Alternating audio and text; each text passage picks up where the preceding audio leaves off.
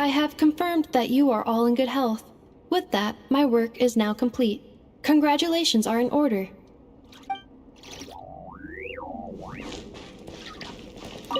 It's good to know you're all well. Puts me at ease.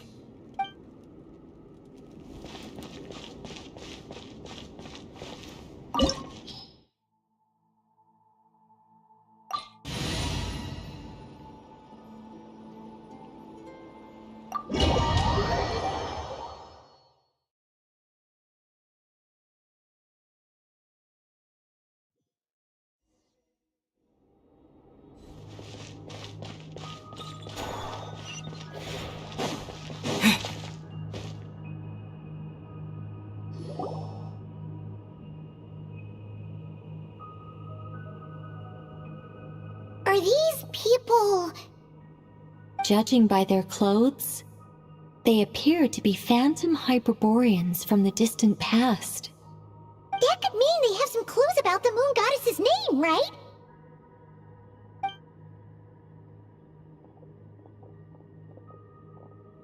Hey there! Could you tell us what the moon goddess's name is? Sorry. That's probably a weird question, huh? How do we explain this? The moons are long gone, and their goddesses are dead. Their names no longer mean anything. When a new moon goddess is born, we will surely know her name. We have used every last resource at our disposal. All that remains is to wait, patiently and...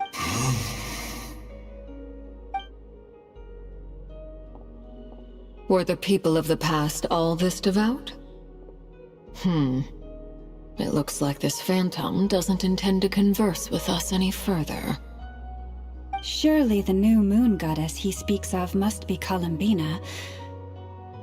Alas, Kutar's birth came long after the age in which he lived.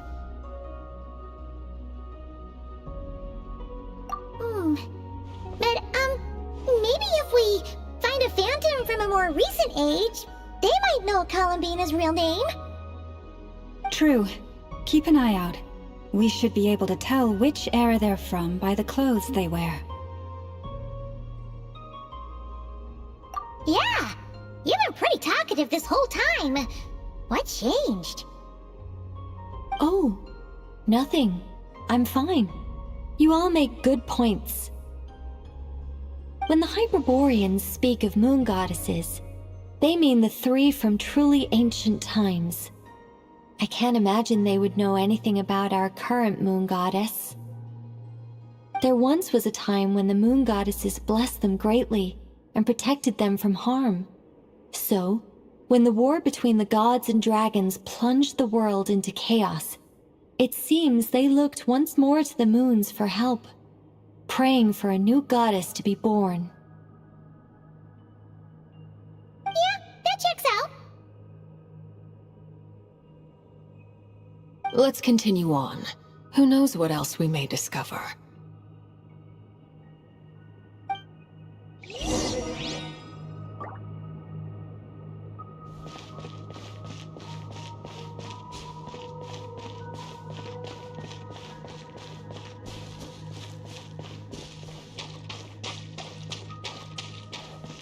There's a door blocking this path. Not a problem. Try this. Whoa! How did that door suddenly collapse? This device was maintaining the door's integrity.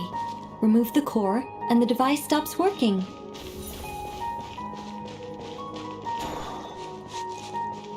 Is this our destination? Impressive. More precisely, this is a device that will help us reach our destination. Let's go. We still have a long distance to cover.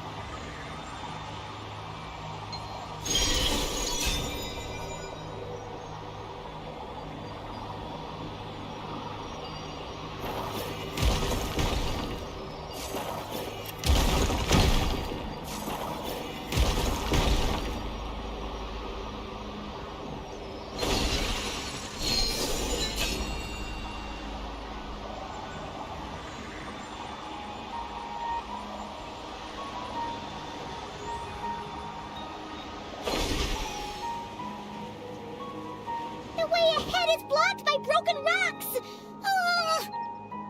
Let's try that device again. Remember the door from earlier?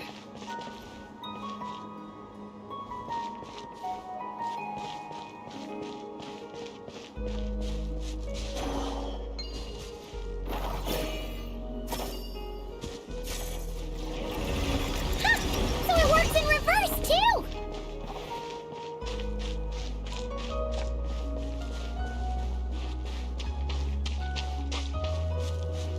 The humans we see are all phantoms, but the monsters are real. What a fascinating place. There'll be plenty of time to admire it later.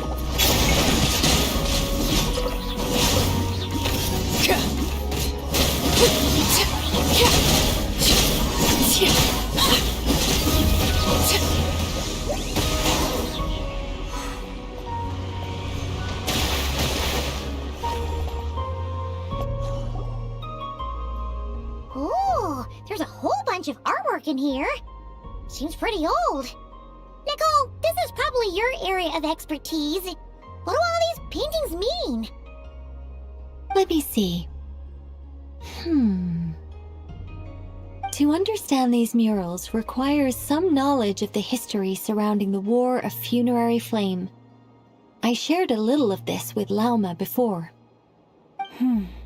Yes, I think I follow. The dispute between the Moon Sisters, the transformation by Nibelung. Oh no, it's no trouble. I'd be delighted to share the tale again. Alright then. Tevat's 3 moons and their goddesses were brought into being by the will of Nibelung, the then ruler of Tevat. But when the heavenly principles came, they changed the world completely, down to its very foundations. The moon goddesses were nowhere near strong enough to challenge this entity. But the heavenly principles did not view them as heretical entities that had to be removed. Essentially, the 3 moons existed to keep this planet alive and operational, which did not directly conflict with the heavenly principles' aims. Nevertheless, the inherent precariousness of this arrangement would soon be revealed. Nibelung returned. Yes. He did, and thus began the War of Funerary Flame, a battle for dominance between Nibelung and the heavenly principles. Discord would soon emerge between the 3 Moon Sisters.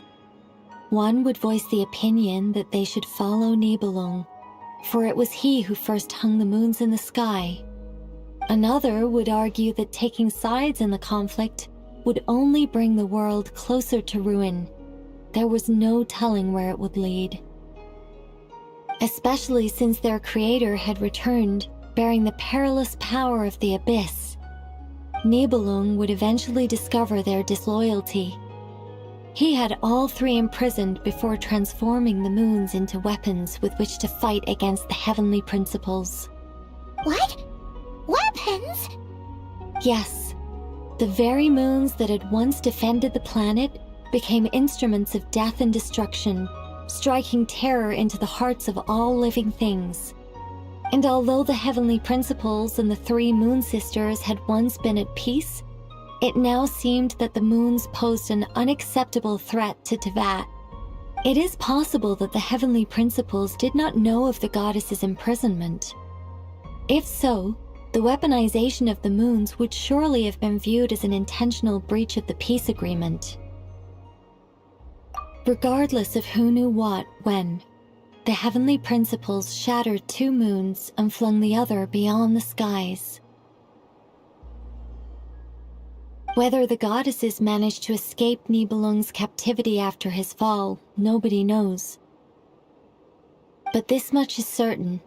From that day on, the moons no longer belonged to Tevat. The rejection slowly drained their power until eventually they passed away.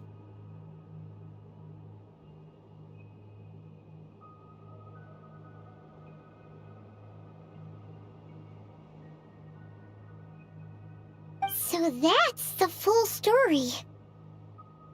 You say the moon ceased belonging to Tevat from then on. Why then would Columbina be born here? That is perhaps due to the lingering connection between the Frost Moon, which was not shattered, and this world. You could see it as the three sisters' dying wish. They never desired war. All they ever wished for was to protect this land. I see. If the final fate of the three goddesses is as you say, then Columbina faces the same grave danger. Our investigation has yet to bear fruit. We must hurry. Yeah, you're right. Let's keep going.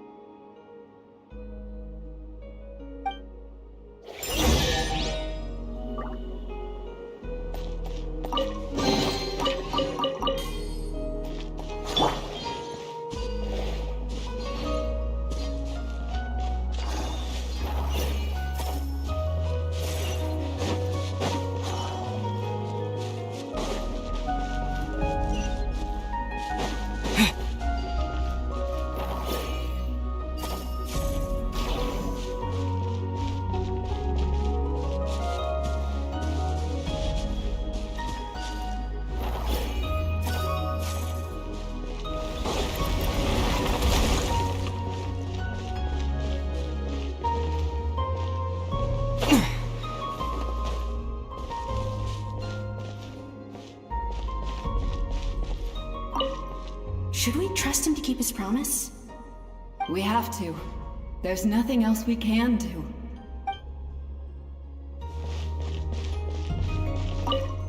Why? Why do the creators of this world no longer show mercy upon their people? Remember his words. We must change our fate with our own hands. Wait, that's odd. Who is he? Is something wrong? No, not really. It's just that over 30 possibilities emerged in my head, so I can't be sure who he is. It's been too long. My memory isn't as sharp as it once was. Okay. 30. Wow. Impressive.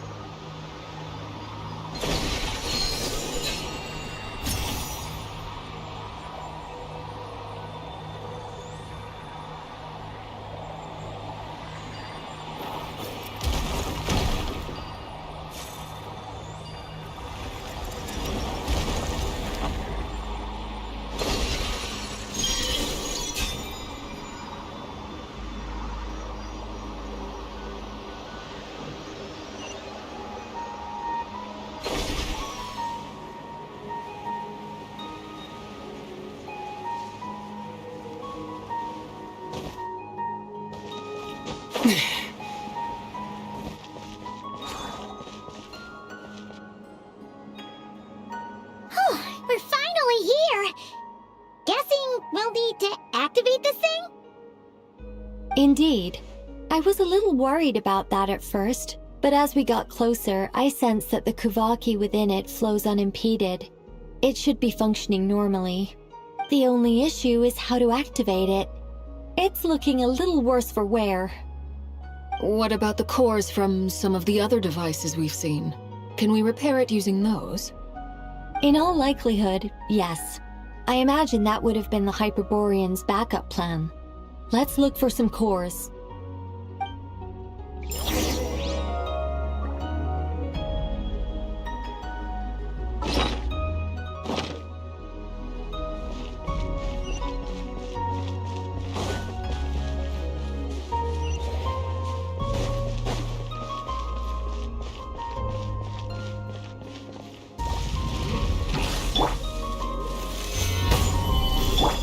Transfixed!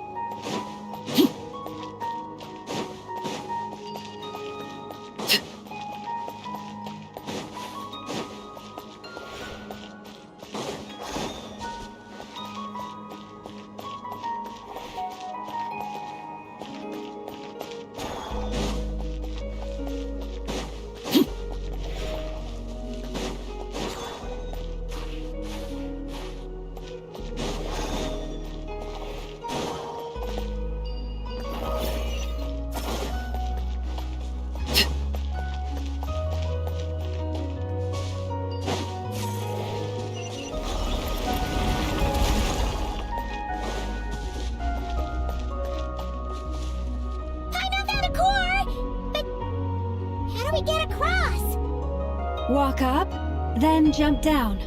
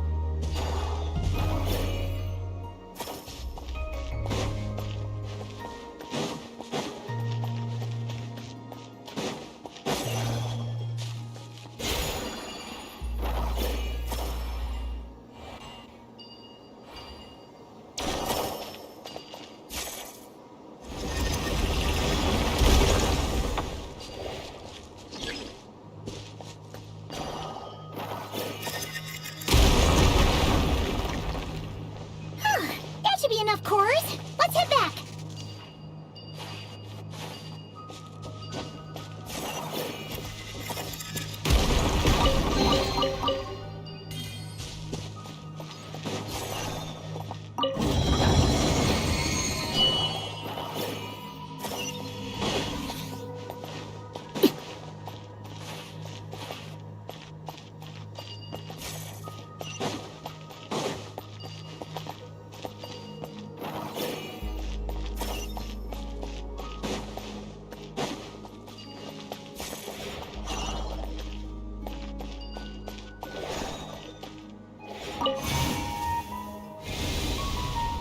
The device is up and running.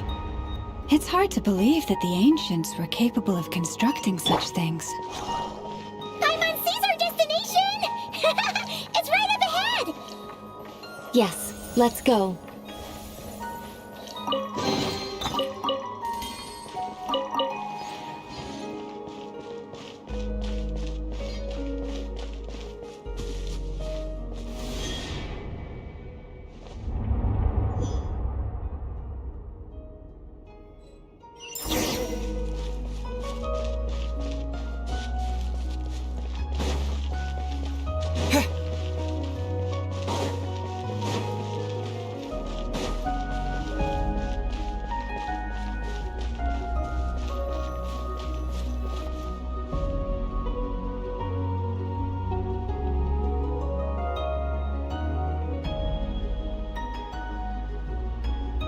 This is where the people of Hyperborea communicated with the moons. We need only place the moon marrow upon this platform on Moon Prayer Night, and we shall be able to open a portal to the moon and send our moon goddess back home. The assumption being, of course, that we can find her first. That's right. You want to know if it's safe there, don't you? And yet, she has no choice but to return. You know this. Oh, that's not the only issue here. This is the end of the line, right? We've explored everything we can. And despite looking at historical artwork and talking to people from Hyperborean times, we're still no closer to learning Columbina's name. If it's not too much trouble, could you tell me exactly what Alice said to you about finding her name? Oh, sure. What she said was... Then your first job is to find it.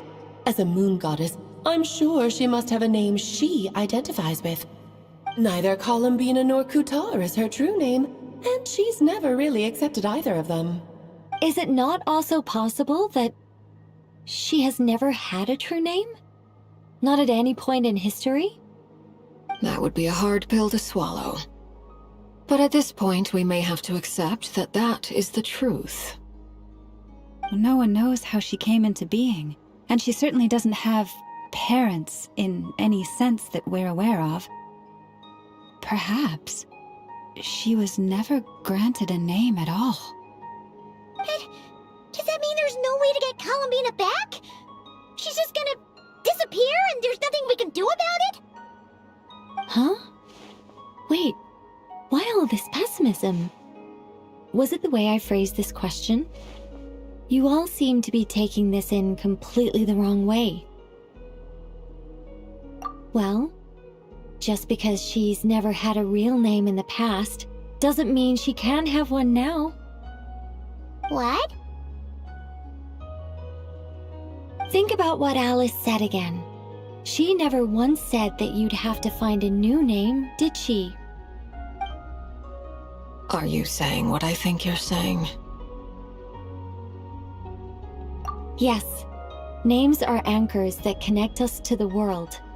If she doesn't have one already, then all we have to do is create one, no?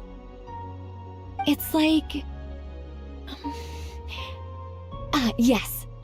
Traveler, when you first arrived in Teyvat, do you think you would have turned around if someone behind you shouted, "Hey, Hermione"? But what about now? I understand what you mean. Life is a long journey. Even the friends and family by our side can change over time. When people call you by different names, what matters isn't so much the words themselves, but what they symbolize. And of course, whether that resonates with you. Lumine. So, close your eyes and picture the moon goddess in your mind. If you were to call out to her in this moment, what would you say? Columbina. Columbina. My mom would call her Columbina too. Well, she has long forsaken everything that Kuthar represents. I think from now on I should call her Columbina too. Well, it sounds to me like you found your answer. Are you sure? Is it really that simple? We haven't found her this whole time, and not for lack of trying. For a journey like this, the process is every bit as important as the outcome. Had you not searched far and wide, rejecting every other answer you were offered? How could you have come to an answer you felt was finally correct? Oh, it all makes sense now. This has Alice's fingerprints all over it. Are you suggesting that Mage knew from the start that Columbina never had a real name to begin with? I can't say for sure. But I can definitely imagine her chuckling in satisfaction somewhere right now, saying, "Ah, what fun." Lama! Your antlers! You should hurry. The festive moon has begun to rise. Do not worry, for when you called the name Columbina just now, I could sense that the power within was enough to summon back the moon goddess. The power within what? The name? Yes, so... the thing is...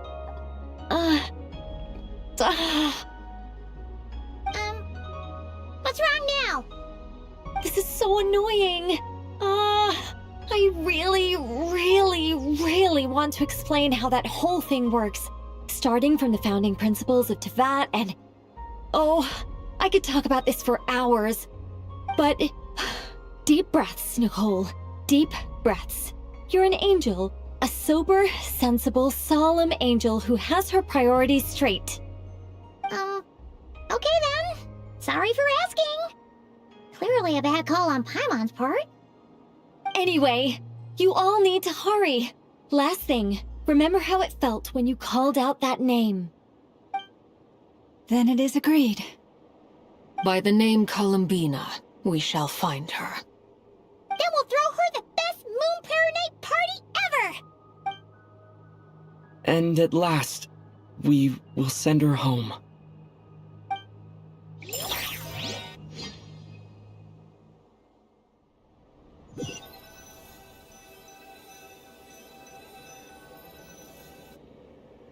I can barely move anymore. My consciousness is fading away. Have they come back out? I'd love to see them one more time.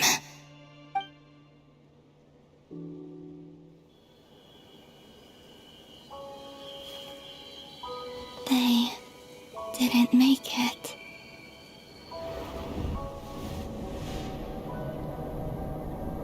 Could you tell me your name?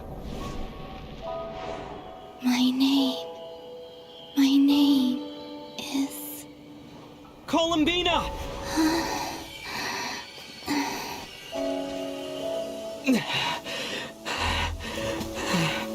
Columbina!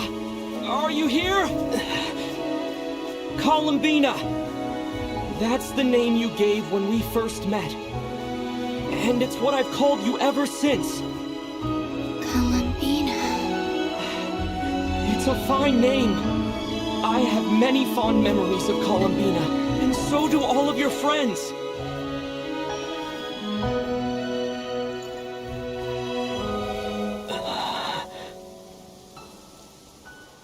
If you like this name...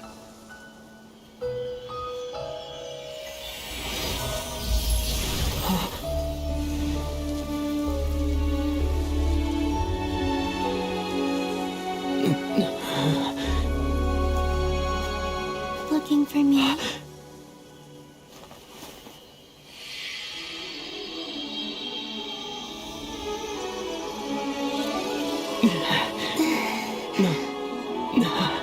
like it.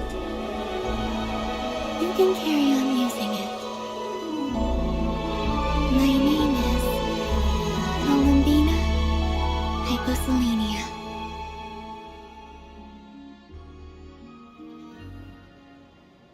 Columbina Hyposelenia. That's a wonderful name. I never thought that Columbina would become my real name. But after I met you and my other friends, the things that this name stood for slowly began to change. It went from being a Fatui code name to something my friends call me.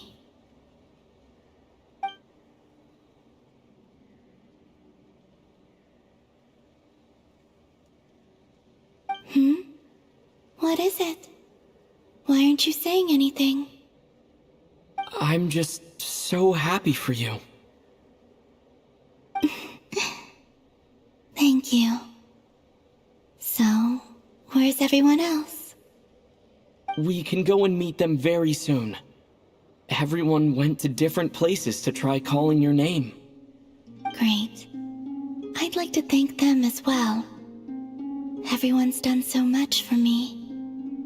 Searching for my name, entering those ancient ruins. Huh? Wait, so you were... Yes, I was there. Not physically, but my consciousness was still holding on. I followed you the whole way. Starting from when? You turned around and called out my name while you were in Nasha Town. Do you remember?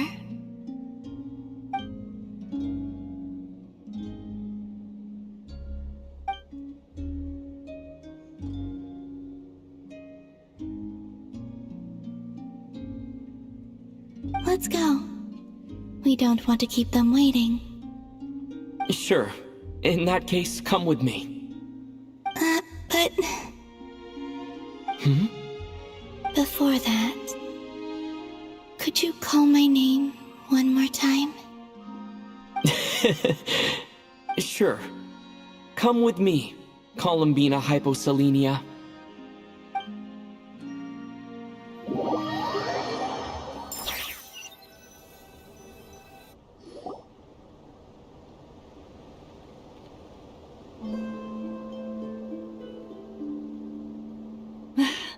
Columbina! Oh, this truly is wonderful. Llama, I can't breathe. Ha ha! Just in time for Moon Prayer Night! It's good to have you back, Miss Columbina. Yeah, we were worried sick. Thank you, my friends. With your help, I now have a name that belongs to me.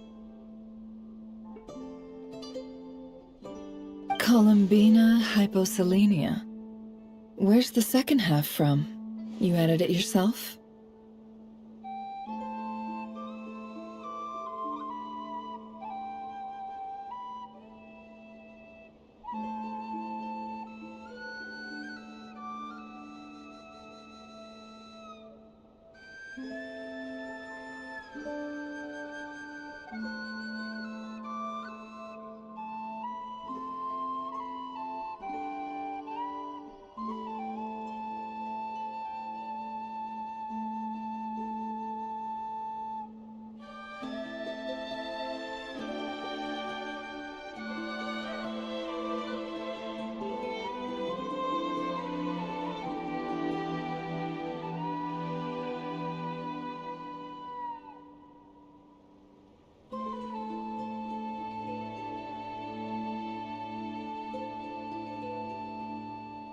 That's right.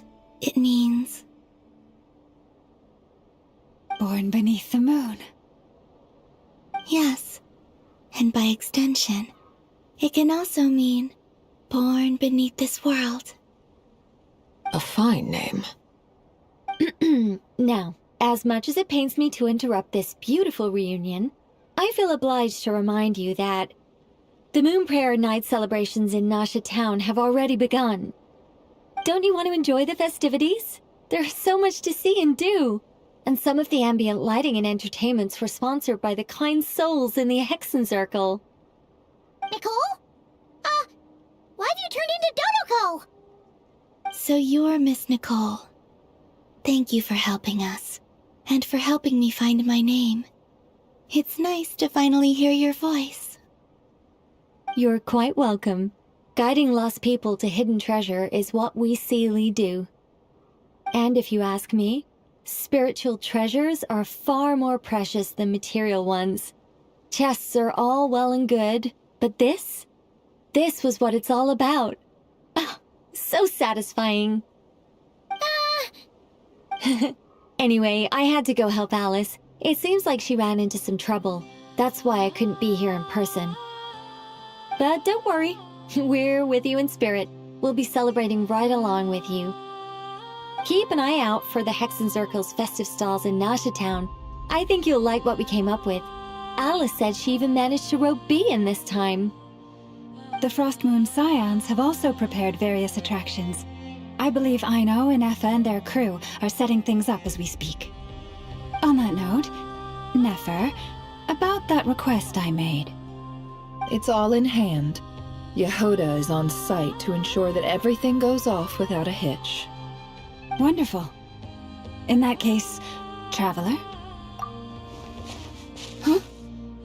Come on, Columbina. It's time to celebrate the best Moon Prayer Night ever.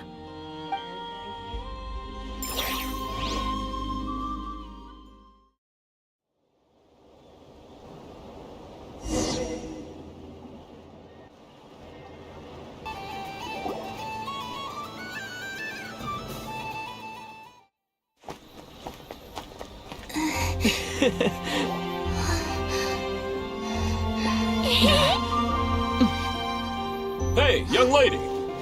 Would you like some Moon Prayer Night candy? Happy Moon Prayer Night! Oh, yeah, I almost forgot to say. Welcome home, Moon Goddess.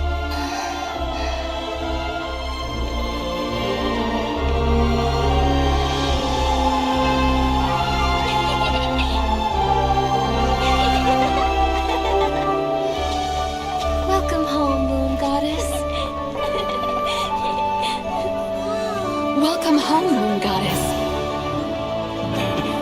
Welcome home, Moon Goddess. Turning Nasha Town into her home is a festive gift. A rather brilliant idea. Perhaps this is what Notcry, Columbina's home, should have been like all along.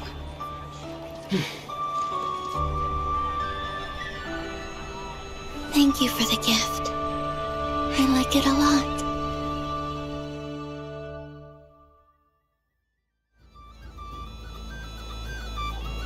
This feels like the surprise of my life. I do. I never imagined I'd ever get to enjoy Moon Prayer Night with everyone so freely. If you're happy, we're happy. Quite a strategy you came up with. Hide the tree in the forest. It's not your usual style, Lauma. Is there something about Moon Prayer Night that enhances what's in your head as well as the antlers on top? Apparently so.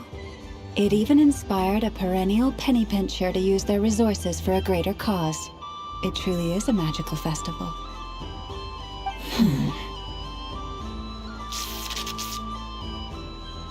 I see it now. This bickering is actually a sign of a strong relationship. Huh? What's everyone doing here? Oh! Miss Columbina, you're back! Yes, I'm fine now. Thanks for your concern. How's your progress with Alice's assignment? Very well indeed. I've never heard her sound so excited. Not like this. This time her excitement seems more serious. Seems like she's had a major breakthrough. She said she'll contact us once she knows more. In the meantime, we're free to relax and have some fun. Enjoy the time off while it lasts. I have a feeling that our next task won't be so simple.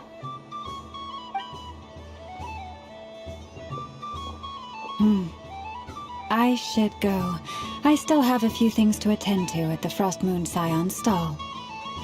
And I think I'll take a look around. With any luck, this once-in-a-year festival will come with once-in-a-year opportunities. Hold up a second. Where's Varka? I believe he made a beeline for the flagship the moment he entered Nasha Town. Ah, that's Mondstadters for you. They know what they want when festivals roll around. Goodbye for now, Columbina. I hope you have a wonderful night. I will.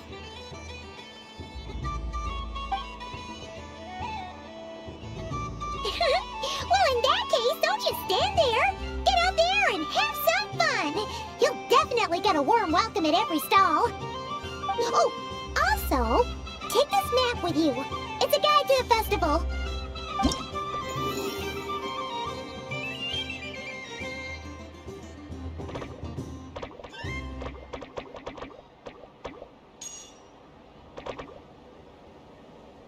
The Frostmoon Scion stall is over here. Lauma's invited a whole bunch of cute animals to celebrate too. Over there is the Hexencircle section. Alice seemed more excited than anyone about this festival, so she insisted on making it a grand affair.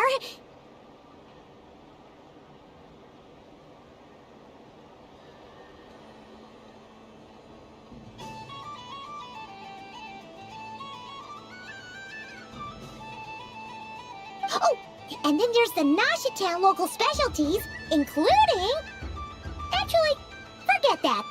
Better if you go check them out for yourself. Thank you. It looks like a lot of fun.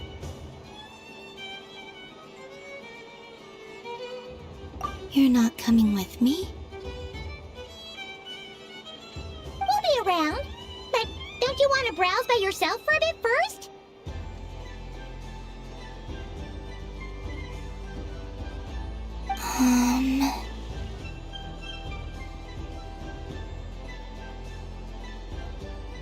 Yep.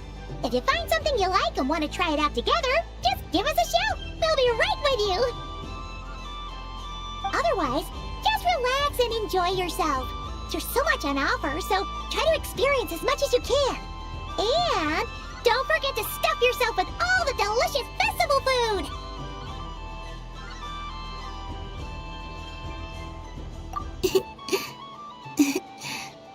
All right then. Off I go. Where should I go first?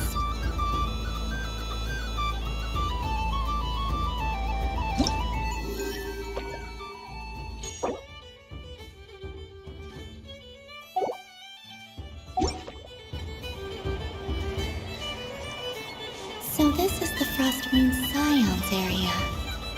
It feels very familiar, but everyone looks much happier than usual.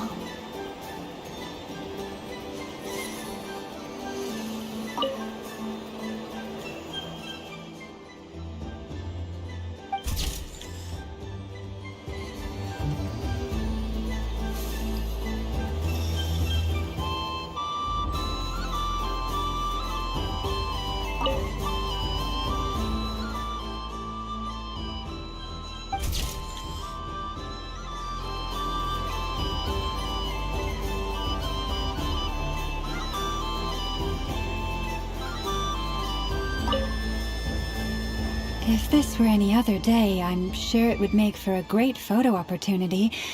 But Moon Prayer Night has rendered my antlers uncomfortably large. Doesn't it look like This rhyme-horned deer has 2 sets of antlers?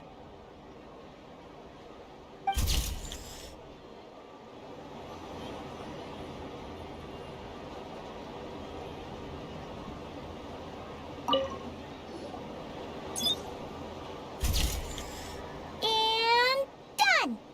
Here, take a look! I think it looks quite funny. Well, Paimon thinks it's super cute.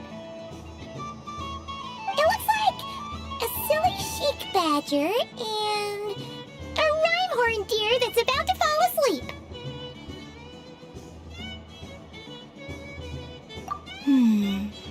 Maybe I'll stand on the chic badger's side instead. It looks like we've attracted the attention of quite a few animals. Let's make room for them.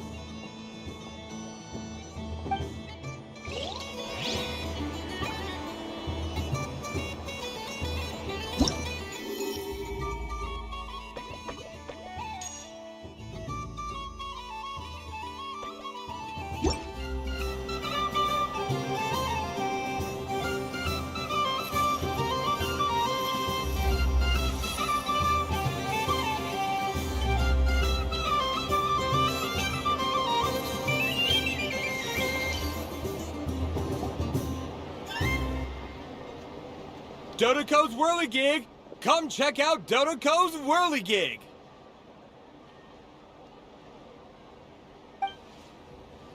Ah, welcome home, Moon Goddess. Might I ask what this is? Ah, it's a very special amusement sponsored by the Great Mage herself. Ride on a soft and furry Dodoco and embark on an unforgettable adventure. I say that, but I'm just following a script here. Who is this mage, anyway? And what the heck is a Dodoco? I'd like to ride. No problem. But, are you by yourself? Is that not okay? Oh, no, it's fine. It's just that each Dodoco can accommodate 2 passengers. Would you like to bring a friend along? My friends... That should do it. Now, we just need to get everyone else to draw something on it, too. But we gotta keep it a secret from Columbina. Traveler?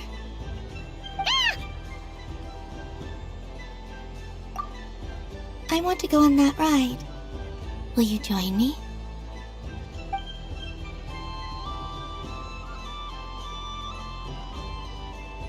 Let's go then.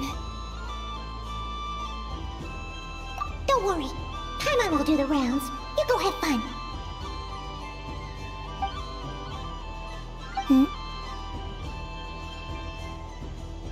All right. I think we have to wait in line over there. Please take your seats. For safety reasons, you mustn't try to leave the ride before it comes to a complete stop.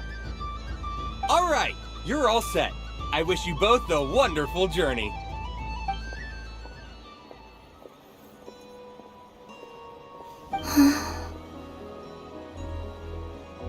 Not bad. It reminds me of riding a moon lane. Sometimes, the Guhenki circle around me like this, playing their beautiful melodies. Yeah, I'm going to miss them.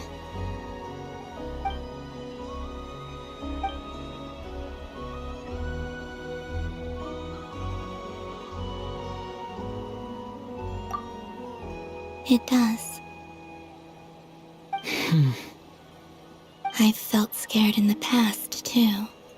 But this is a little different. You know something? I got to see a lot of fascinating things during my disappearance. I saw how the Frost Moon Scions act around their families. So different than how they used to act in my presence. And I also saw how they interact with their friends. It made me curious at first. Why do people act so sincere when they're worshipping gods, but save their truest, warmest feelings for each other? Slowly, I came to realize that It's because they trust one another. They know, deep down, that they'll be accepted for who they are. All of it. The good and the bad. I know. I knew it the moment you started calling out my name. What I fear now is the end. I fear losing all this the very night I have gained it. Hmm?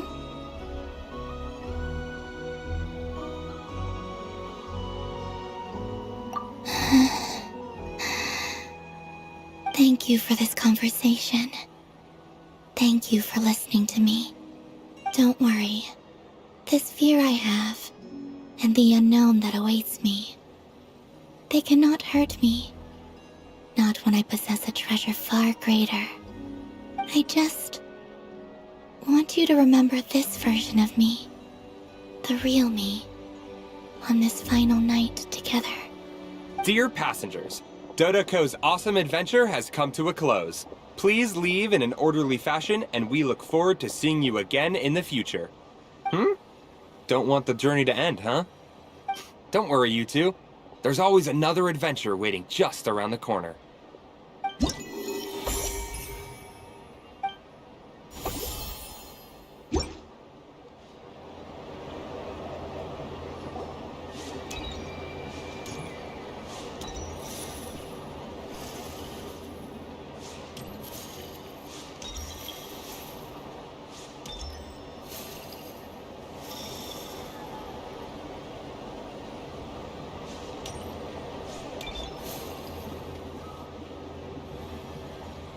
Wow, the Frost Moon Scion's stall looks kinda plain, but it's pretty cool once you get into it.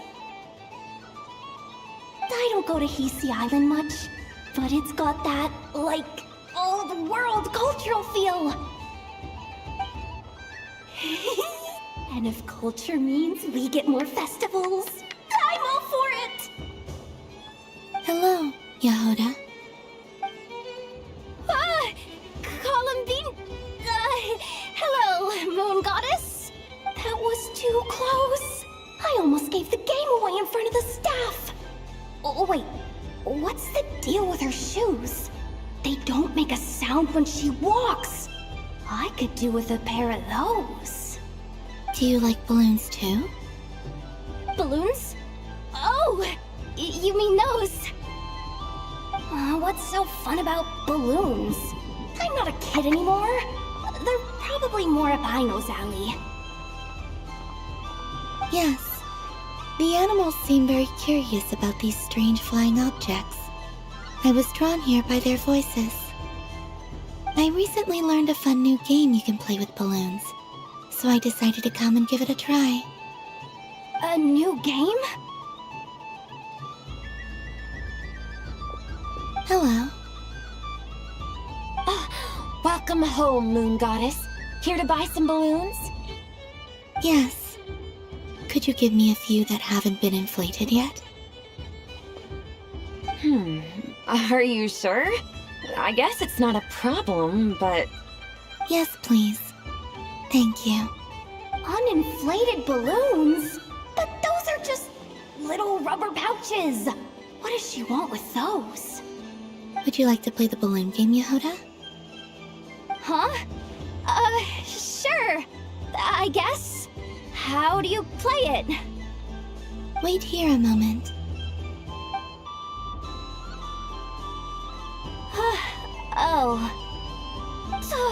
This is so weird.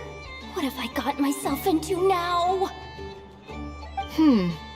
I thought I saw Columbina nearby. That's the Fourth Harbinger! Although she's helped us out quite a bit, she's good people, right?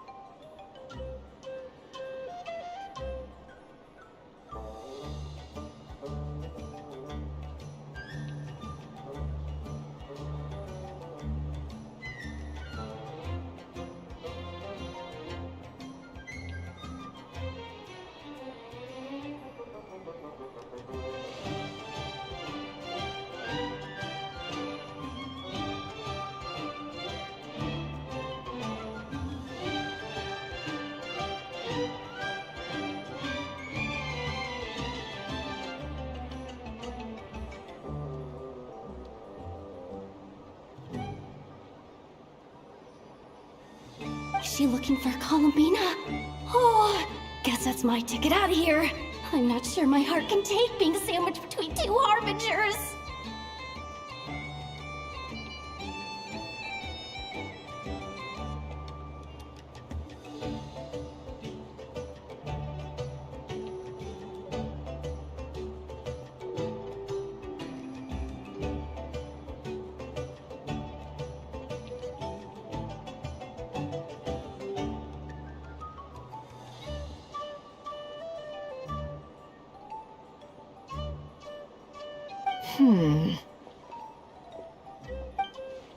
Which stall is she checking out?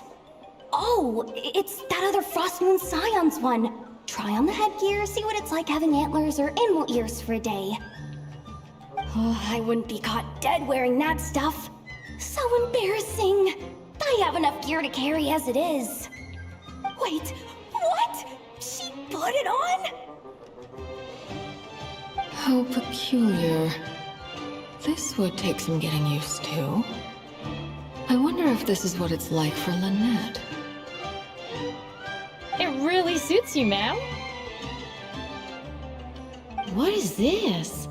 She was so intimidating a moment ago, but now, dang, she's really rocking those ears. How does she make them look so cool? I suppose I may as well keep them on for now. All part of the festive experience. She's coming this way. How do you do, Miss Yehoda? Oh, jeez. Don't talk to me while wearing that thing. Where am I supposed to look? Oh, hey there. I'm looking for Columbina. Have you seen her? She just... Huh? Wait, is that what she meant by balloon game? Yeah. Huh? No fair! How come I get caught in the crossfire? An ambush from the rear? Is this a declaration of war, Columbina? Would you like to play too, Arlecchino? Seriously? Are they gonna start some beef right here, right now? Gladly. That said, I believe there is another who would like to join.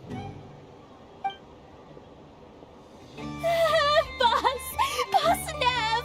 Thank goodness! You've gotta get me out of here! Things are kicking off big time! Hello there. I'd like 10... no, make that 20 balloons, please. Uninflated. What? Miss Moon Goddess, I hope you're prepared to pay the price for assaulting my employee. Welcome to the game, Nefer. Just to be clear, let's keep this a fair fight, okay? No strange powers, please and thank you. Naturally. Don't just stand there, Yehoda. Aren't you going to team up with me? Huh? Do I have to? Of course. Don't forget, the Curatorium has a reputation to uphold. I knew something like this was gonna happen.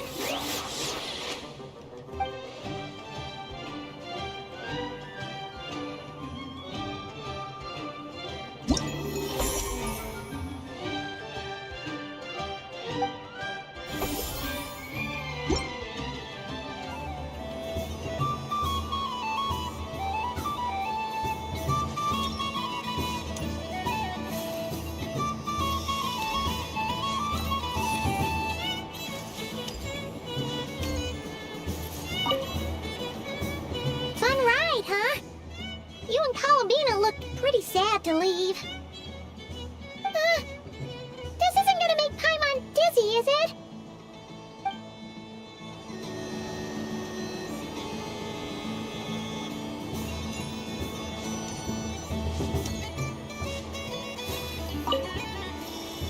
I've seen Lenny and the other children play this game before. It would seem that it's not a bad way to relax once in a while.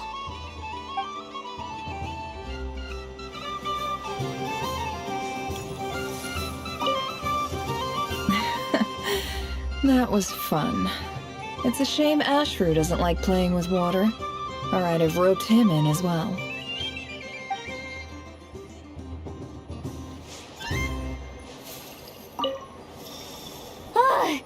I just had a water fight with 2 Fatui Harbingers. Pretty scary, but also surprisingly fun.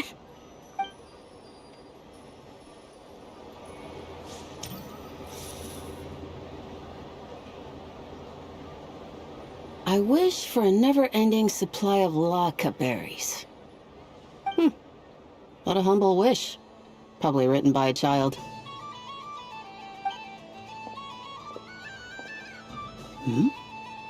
Is that Llama the Moon Chanter?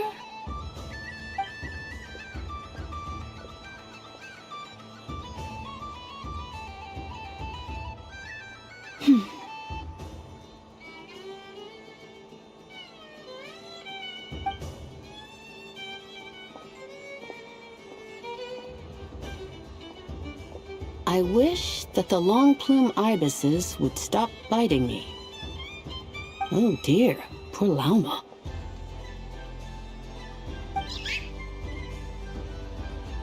All right, I'll write that one down for you.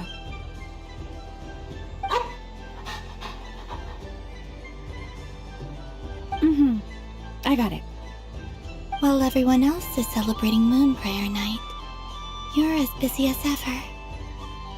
I don't mind. It's rewarding work. A good kind of busy. My antlers are at their heaviest tonight, and the Kuvaki waves are especially strong. But as I help these dear friends hang their wishes up, I feel a great peace within myself that is hard to describe. You see, they are all such beautiful wishes. And they are ones that we can fulfill by our own strength. Do you blame me, Llama? I want to hear your honest answer. It is by the help of so many people that I can return to the moon. But I feel as though I've hardly done anything in return. You've done plenty, Columbina. I say this in earnest, both as someone who knows your history, and also as a friend who has seen what you've been through. What about as a moon chanter? I feel proud to honor our moon goddess's wish, and I'm sure any moon chanter in history would have felt the same way. Thank you for your kind words, Llama. But... Since you asked for my honesty, I won't lie to you. My feelings are mixed right now. Besides pride, I also feel... I suppose it's... a reluctance to let go. Once you return to the moon, we will be far apart and separated by a false sky. I'm sure those of us left behind will gaze up at that sky, yearning for the moon once in a while, just as you used to do. I will miss you, Llama. I will miss you all. I hope to stay in touch. I will try and find some way to send messages down from the moon. Perhaps you could use Kuvaki. I've heard Yehoda say that signals can be sent using long and short waves, or strong and weak lights. That sounds a little complicated. What if we forget what the signals mean? We could prepare a codebook beforehand, but... You're right. It wouldn't really suit you. Still, whatever happens, I believe that you will find your own unique way of communicating with us. And now that I think about that, my heart feels lighter. Because you trust in me? Yes. I have faith in you, and in the power of truth. In my experience, the truth tends to be difficult. But that's what makes it stand out from what is false. So I'm confident that your thoughts and your love will shine through the curtain of lies. We will know it when we see it. Thank you. Now, could you help me hang up my wish? Is this? I wish that all who dwell in this moonlit world can find a place to belong. And I wish that I shall one day see my friends again. It's 2 wishes. I hope that's not too greedy of me. Not at all. And I think you speak for us all with the second one.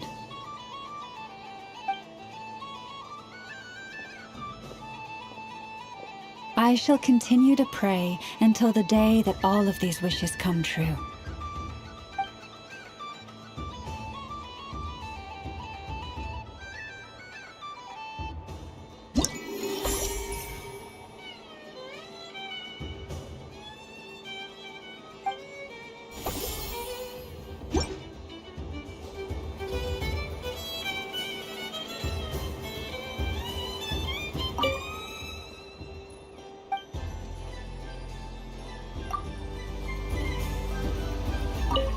Yes.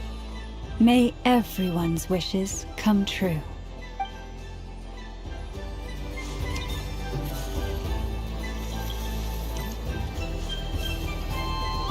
Sunny days! I prefer sunny days. Ah, well, you are as warm as the sun itself, Moon Goddess. Very well. I believe your spirit animal has to be this most adorable chic badger. Wow! Thank you, Mr. Talking Magic Lamp. Have a very happy festival, Moon Goddess.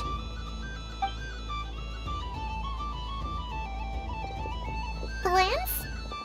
That's you, isn't it? Shh.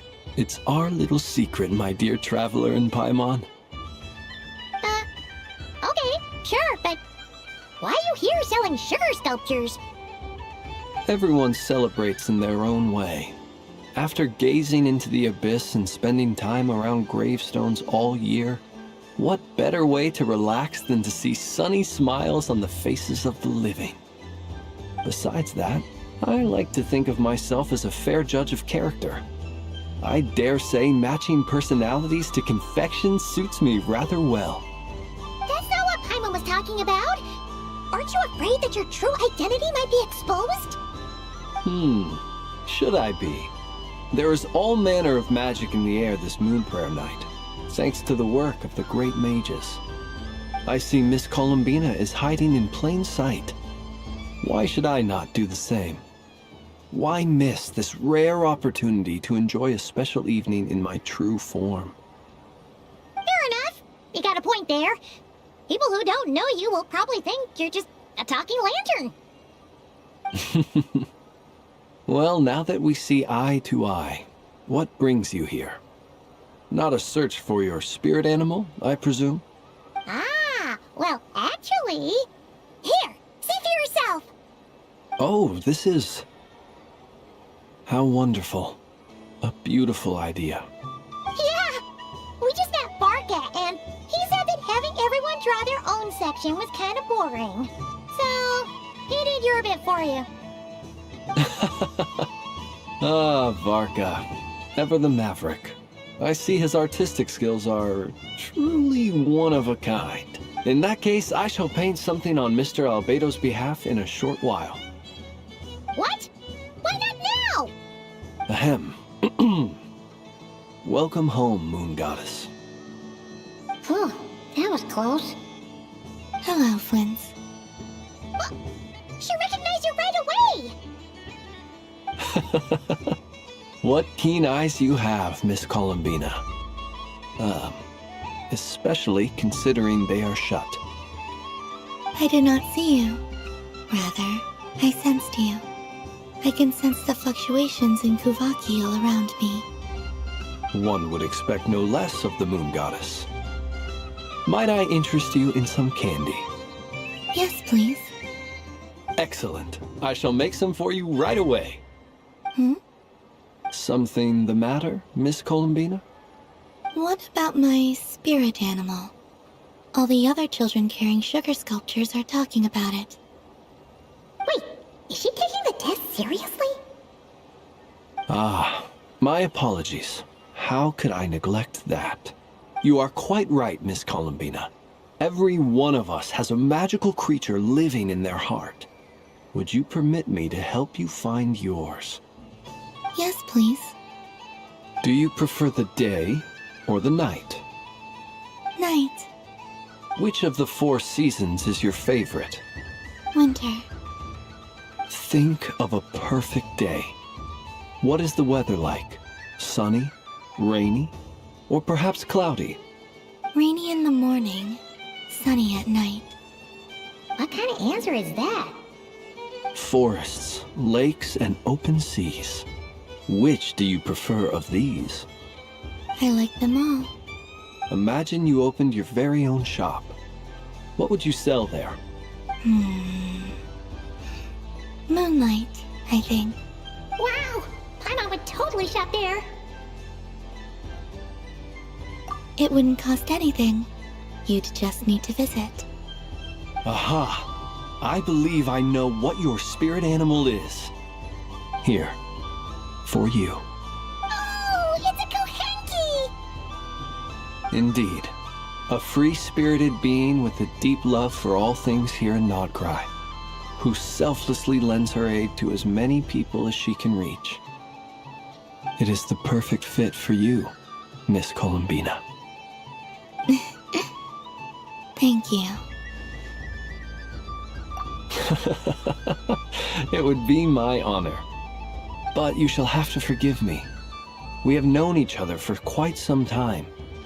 I doubt there is any answer I could give that would come as a surprise to you. So instead, would you accept this sugar sculpture as a token of our friendship? It's a lantern. Hey, why don't you two go enjoy your candy over there? Paimon wants to try out this spirit animal thing too. Right, Flint's? Come on, play ball. Gotta get this drawing done. But I want to hear Paimon's answers. But it'll probably take ages. Paimon's a complex soul. And we don't want your candy to melt while you wait, huh? Oh. Okay then.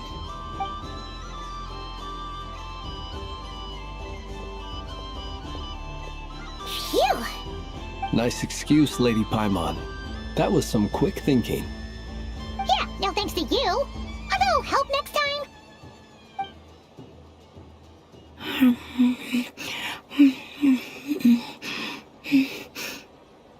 It's sweet. Is that Lockaberry? I wonder what flavor the traveler got. This way! This way! It's the candy-selling lantern! I'm coming! Of course. Traveler, maybe we can share? Yes. I found out recently that people share their food sometimes, so I'd like to try it. Or is that a no? Thank you.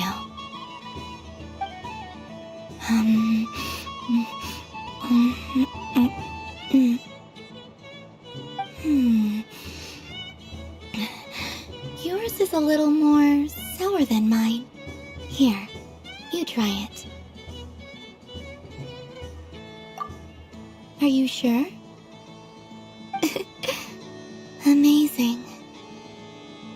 My sugar sculpture has shrunk, yet my heart is filled with feelings of sweetness. I will remember this feeling.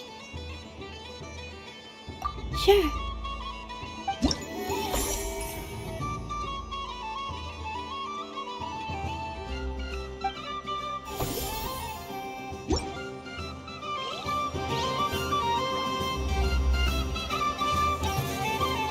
Something about festive lighting always has a way of putting the warmest smiles on people's faces. Something about festive lighting always has a way of putting the warmest smiles on people's faces.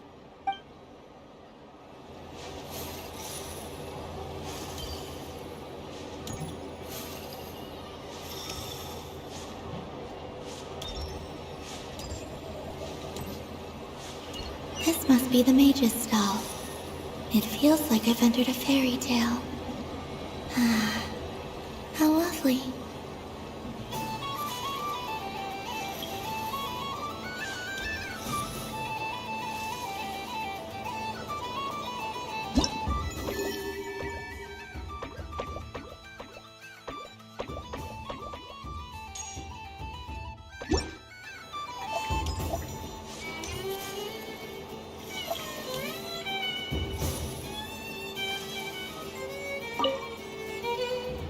A soft and furry creature that bounces and jumps.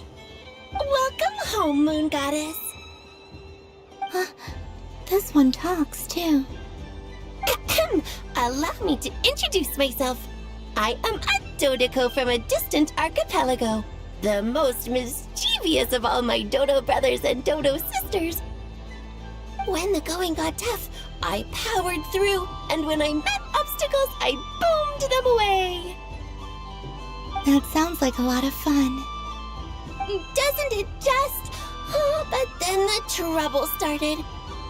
Recently, I found a lovely beach, the same beautiful jelly color as my hometown, and so I dove in to have a look. Only to find it overgrown with seagrass and nasty little spiky fish everywhere, looking to turn me into a Dodoco kebab. I made it back to shore by the skin of my teeth, but my tail was sorely hurt. Couldn't you just boom them away? Oh, I wanted to, believe me. But I've heard that you, Moon Goddess, can understand animal speech. The last thing I wanted was to cause a gigantic fuss and get taken to court by a school of spiky fish. I'd be driven out of these waters for good, and my winter holiday would be ruined. And so, dear Moon Goddess, I was wondering if you might lend me your allegiance. Are you roping me into a crime? Oh, let's call it a once-in-a-lifetime carefree adventure. Does that sound better? All the festival goers tonight are dressed up as the Moon Goddess, but there's nothing to say that the Moon Goddess can't disguise herself as a Dodoco, is there? Besides, this is your home. You should be free to be whoever you wish. I'm afraid I'm not well acquainted with Dodocos, Madam Mage. Oh, that's quite all right. We Dodocos are innocent, happy creatures with a free-spirited nature. Many, like myself, are mischievous troublemakers. Others are lazy souls who like nothing better than to lie down on a nice rock and take a nap. In our eyes, every creature who yearns for happiness and freedom is a Dodoco. But perhaps in yours, we Dodoco are a fluffier and more mischievous breed of Kuhenki. Yes, that is a much easier image to follow. Oh, wonderful! Then let's play! Grab onto my tail and follow me into the sea! Time to settle some scores with the bad guys!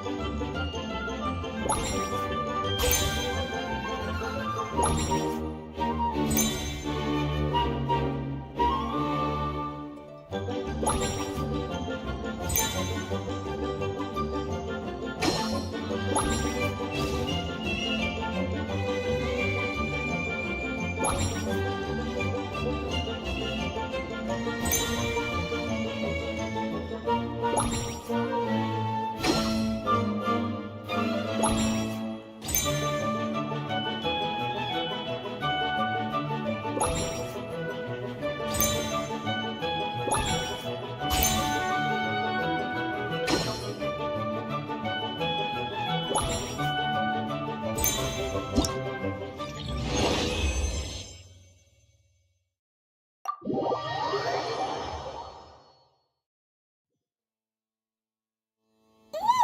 a remarkable talent!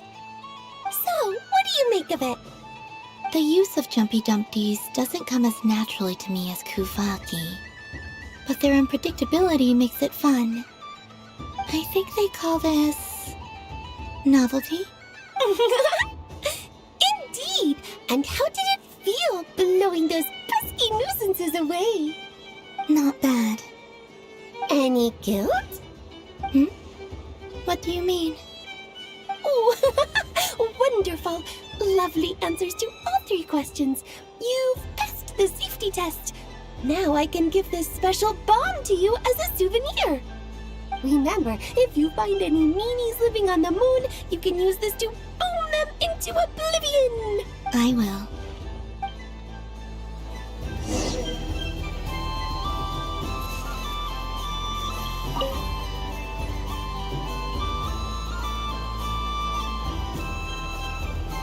I wouldn't say it's unfair, exactly. I mean, your voice goes right into people's heads. How would you explain that to the kids? You can't just explain it away as magic. Is something the matter? Ah, Miss Columbina! No, nothing you need to worry yourself about. Ah, impeccable timing. Stick around for a second, Miss Columbina. I need your input on something. This self-proclaimed Knight of Justice has yet to give me a satisfactory answer. I, for one, would like to hear your verdict on the matter. Hey, now, I left the flagship just to help you out, Miss Nicole. What's going on? So Alice and I are both using long-range remote control spells that work on similar principles, allowing us to attend this festive fair in Dodoco form. Sorry, let me backtrack a little. While similar, there are some key differences. Alice, being a great mage, wanted her Dodoco to reflect something of her own charm and mystique, so she adjusted the way its tail moves when it spins around. An entirely gratuitous move, in my opinion. I hardly see how anyone is going to notice that. If anything, I'd say that anyone who stares intently enough at a Dodoco's tail to notice such a small detail is someone we ought to be highly concerned about. I only say this to emphasize that my question has nothing to do with tails. Now that we're clear on that, why is Alice's Dodoco permitted to interact directly with the children celebrating Moon Prayer Night, while mine is not? Your voice speaks directly into people's minds. See? Exactly what I said. Miss Nicole? Oh, I can't stand it. I know that probably makes me sound like a whiny child acting out in front of their parents. And it's a little embarrassing now that I think about it. But hey, I've said it now, I can't take it back. That would be even more embarrassing. Also, don't go reading too much into that analogy. It was off the top of my head. I'm actually an awful lot older than either of you. Miss Nicole, are you saying that you'd like someone to play the game you've prepared? I'm not so invested in that. It's just something cobbled together using items I borrowed from Alice. She probably didn't even make them herself. The point is, I want to know everyone's thoughts after they receive their prizes. But as you've said, I can't just ask. I've been biting my lip for so long, and I've had no one to vent my frustrations on. I thought this was going to be a nice, straightforward festival where I'd get the chance to guide people to treasure. Well, can I play? I can't guarantee that I'll win a prize, but... You will? I'd like to try. Then what are we waiting for? Let the game begin! It's like they forgot I was ever here.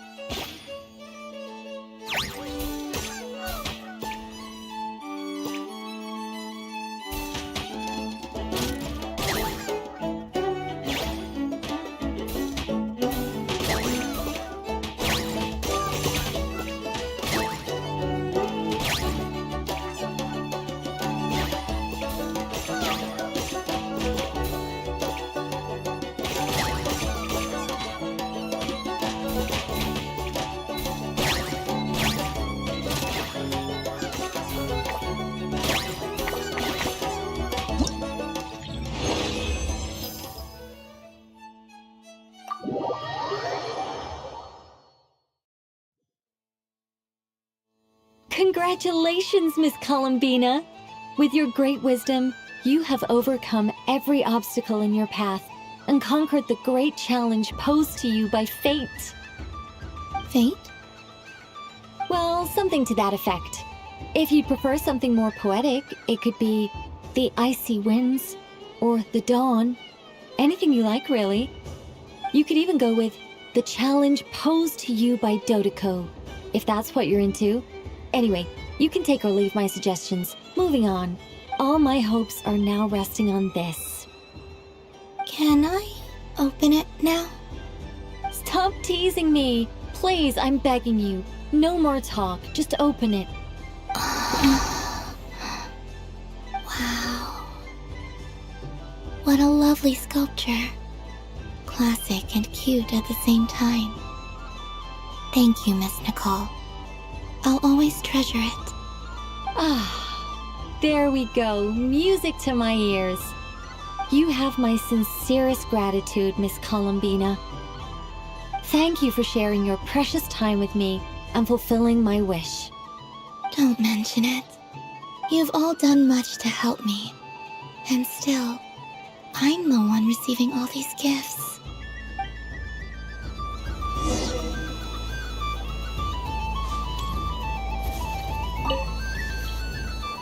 Welcome home, Moon Goddess. Oh, you're the genuine article. Alice was right. This moon prayer night was worth watching after all. Another one that talks. Greetings. Pleased to make your acquaintance. I am the Hexenzirkel member they call B. Barbeloth Trismegistus. Columbina Hyposelenia. Pleased to meet you too. Hyposelenia. A fine name indeed. Now then, Miss Columbina, do you wish to hear a mage's divination? Divination? The Frost Moon Scions used to ask me what would happen in the future. Is this like that? From the perspective of the one seeking answers, perhaps. As you look to your journey ahead, if you seek to understand the unknown, resolve your doubts, and soothe the confusion in your heart, divination could be for you. The unknowns on my journey. Of course, if one wishes to peer into fate, then hydromancy is the more precise option. But that is a complex affair, and to relegate that majestic art to the status of a festive amusement would seem somewhat uncouth. Besides, it is sometimes better to not know fate with great certainty. Hence, I shall use the suitably festive Luna Arcana to tell your fortune instead. It is more popular with the youth in any case. Lunar Arcana. Indeed.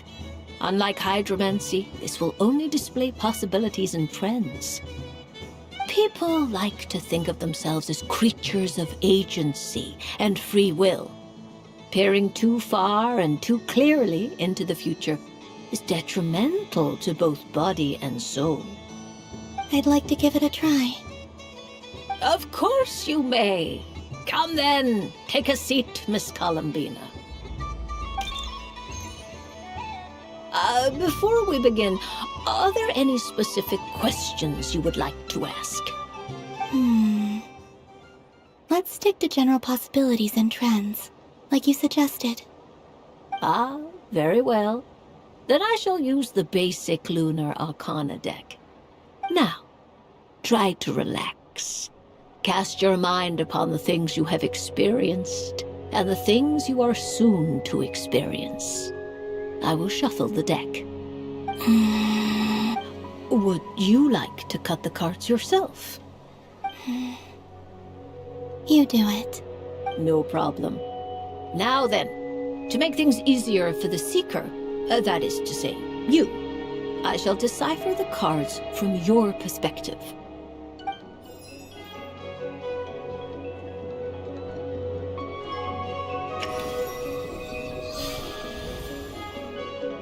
Please, draw the first lunar arcana.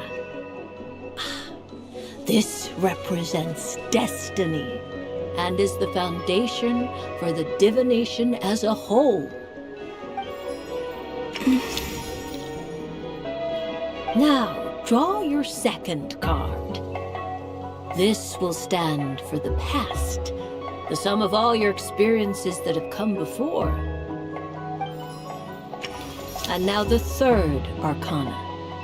This is the present, your interpretation of the current moment.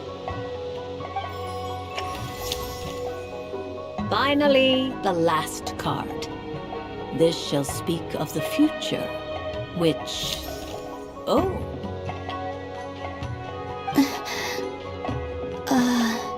Kuvaki Pulse? Fascinating.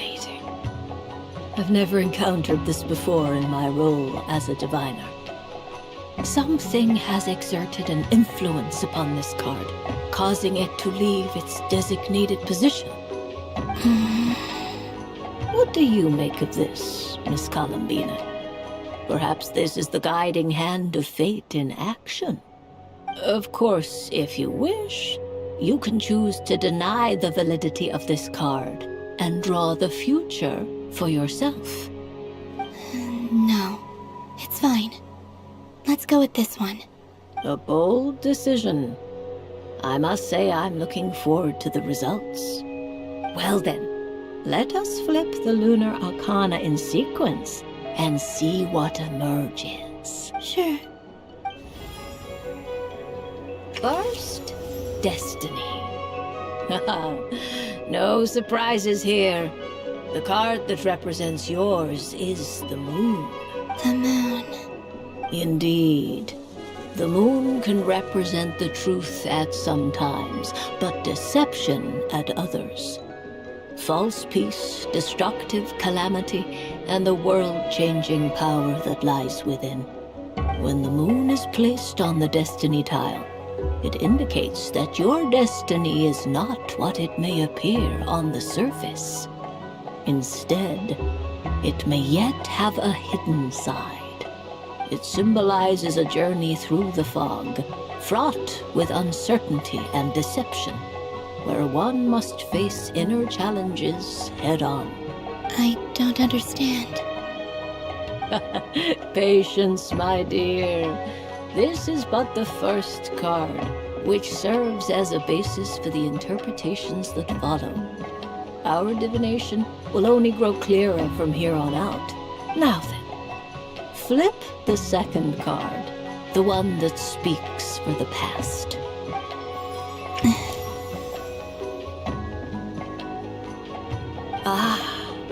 The Hermit, but inverted.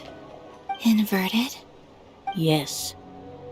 The Hermit symbolizes solitude, introspection, and the pursuit of truth.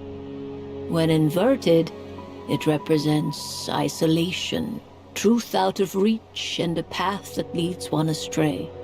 Combined with the moon as one's destiny, the Hermit inverted represents a choice you made to stand alone in the past.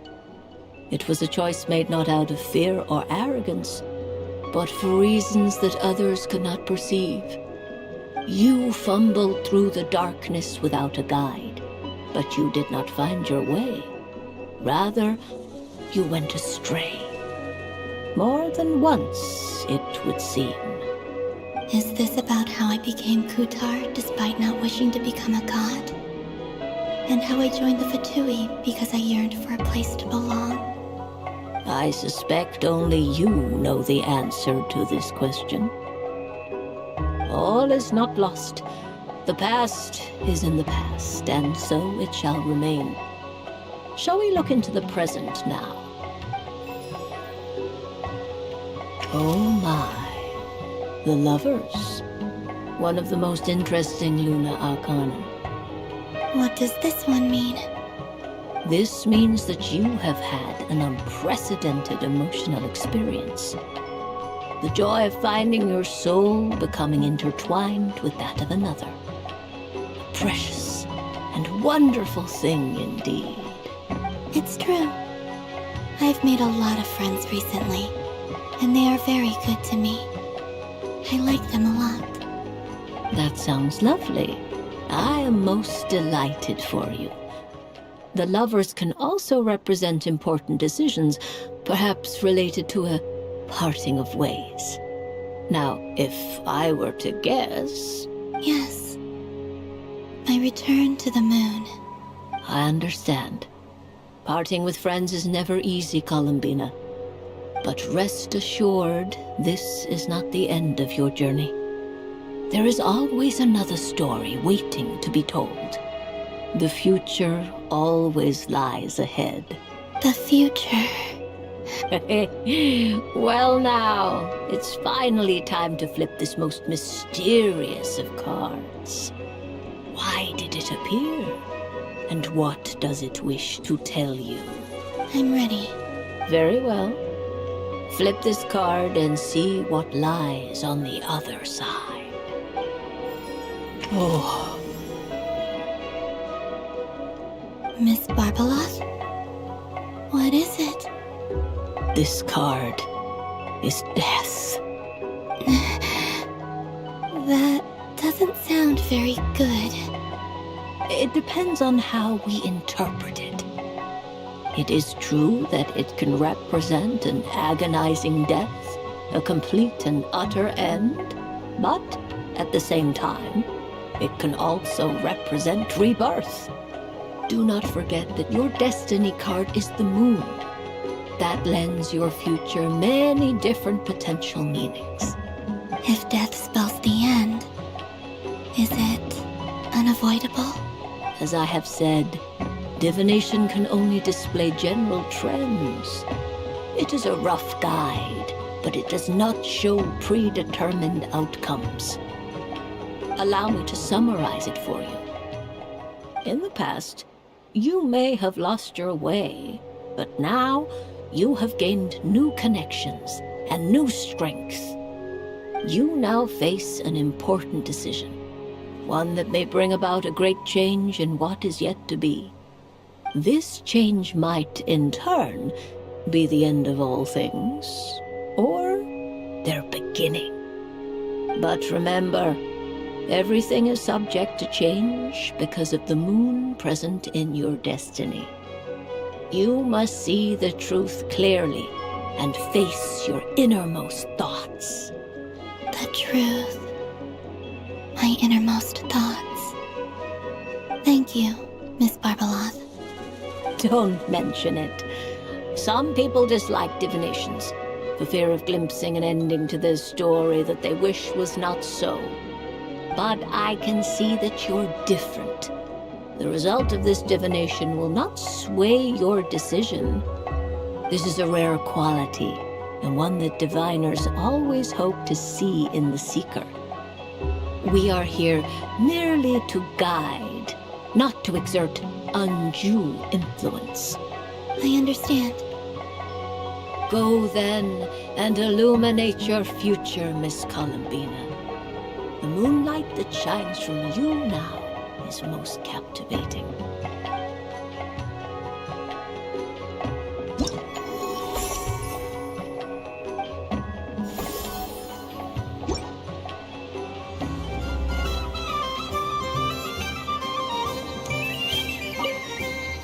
Up for another round of fish blast? Of bye-bye, bad fishies!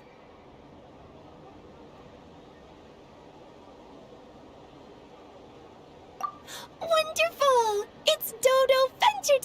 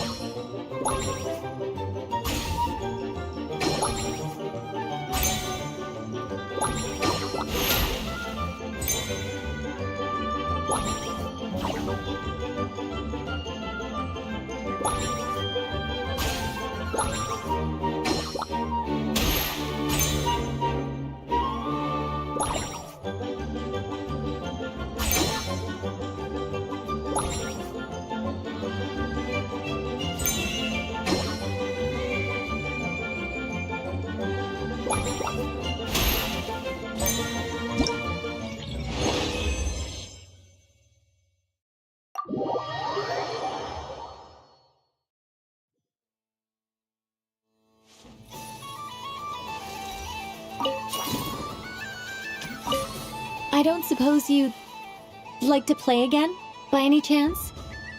Don't get me wrong, once is plenty. You're under no obligation to indulge me any further. And besides, I don't have any other prizes for you. Alright then, happy Moon Prayer Night. The death card made a most enigmatic appearance. The moon for which Miss Columbina is bound, I fear. Fretting is of no avail.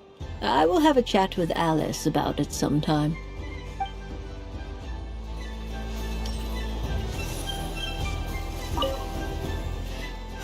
It'd be rude to just leave without saying anything. But at the same time, I don't want to barge into their lively conversation just to announce that I'm leaving. I guess I'll just wait a little longer. Huh? Albedo? This sketch is for you, Grandmaster. Oh, a gift for me. Thanks. Let's see what you've done for me. The North Wind left in a lurch.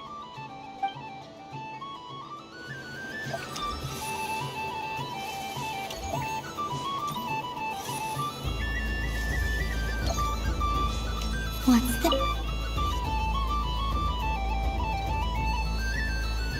Come on, Citrus. One more round. Just one more. But my neck... oof. It's acting up again. You should take a break. Health comes first. Yeah, don't push yourself. We'll find someone else. Hey, don't look at me. I'm the referee. What are we gonna do then? Do you need any help? Yes, we do. We need one more player for our game. All right. Could you teach me how to play? It's really simple. You just throw the dice and move by that number of tiles. First one to reach the finish line wins. Rolling a hamster means you move one tile. A paper frog is 2 tiles, and a flying squirrel is 3 tiles. 'Cause they go the fastest. Okay, I get it. So, we're all set? In that case, please take your places and let the game begin!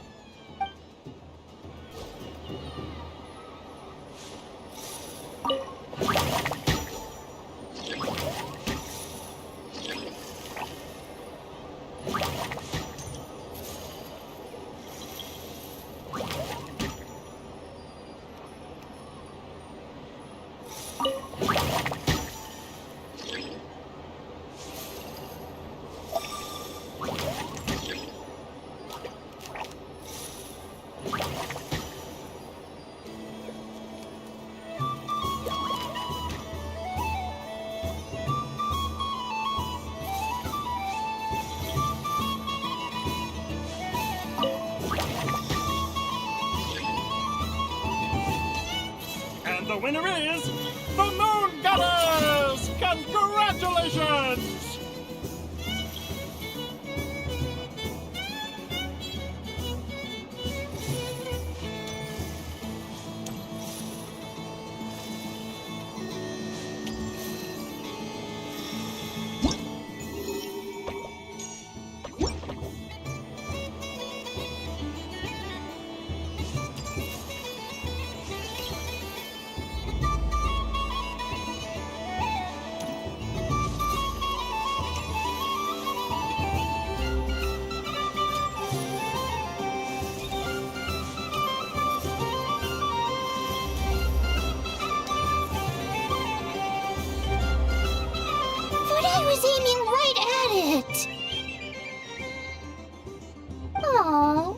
pity.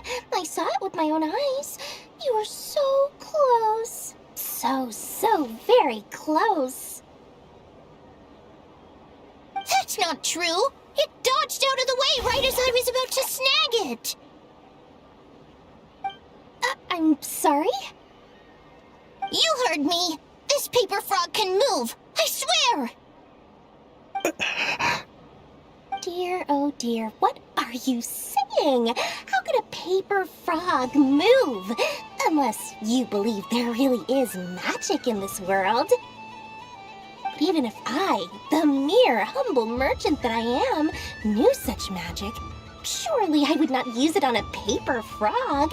I'd sooner give Mora legs, so I could walk right into my purse.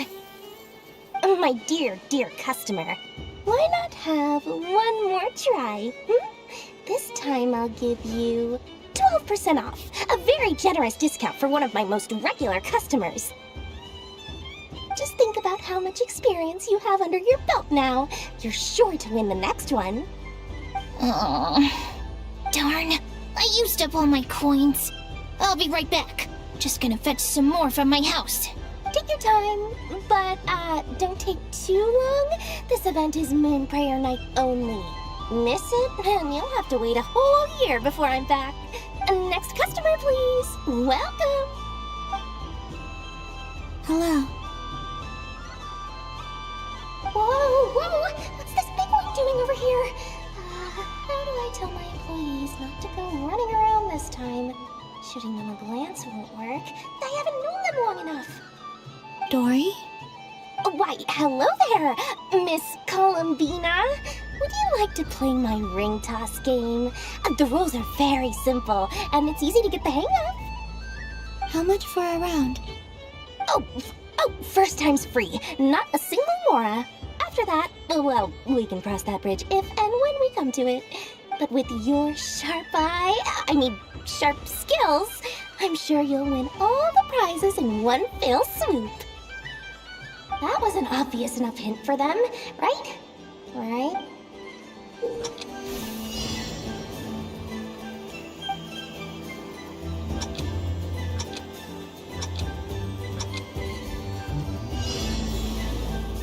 Here comes the ring! Peanuts.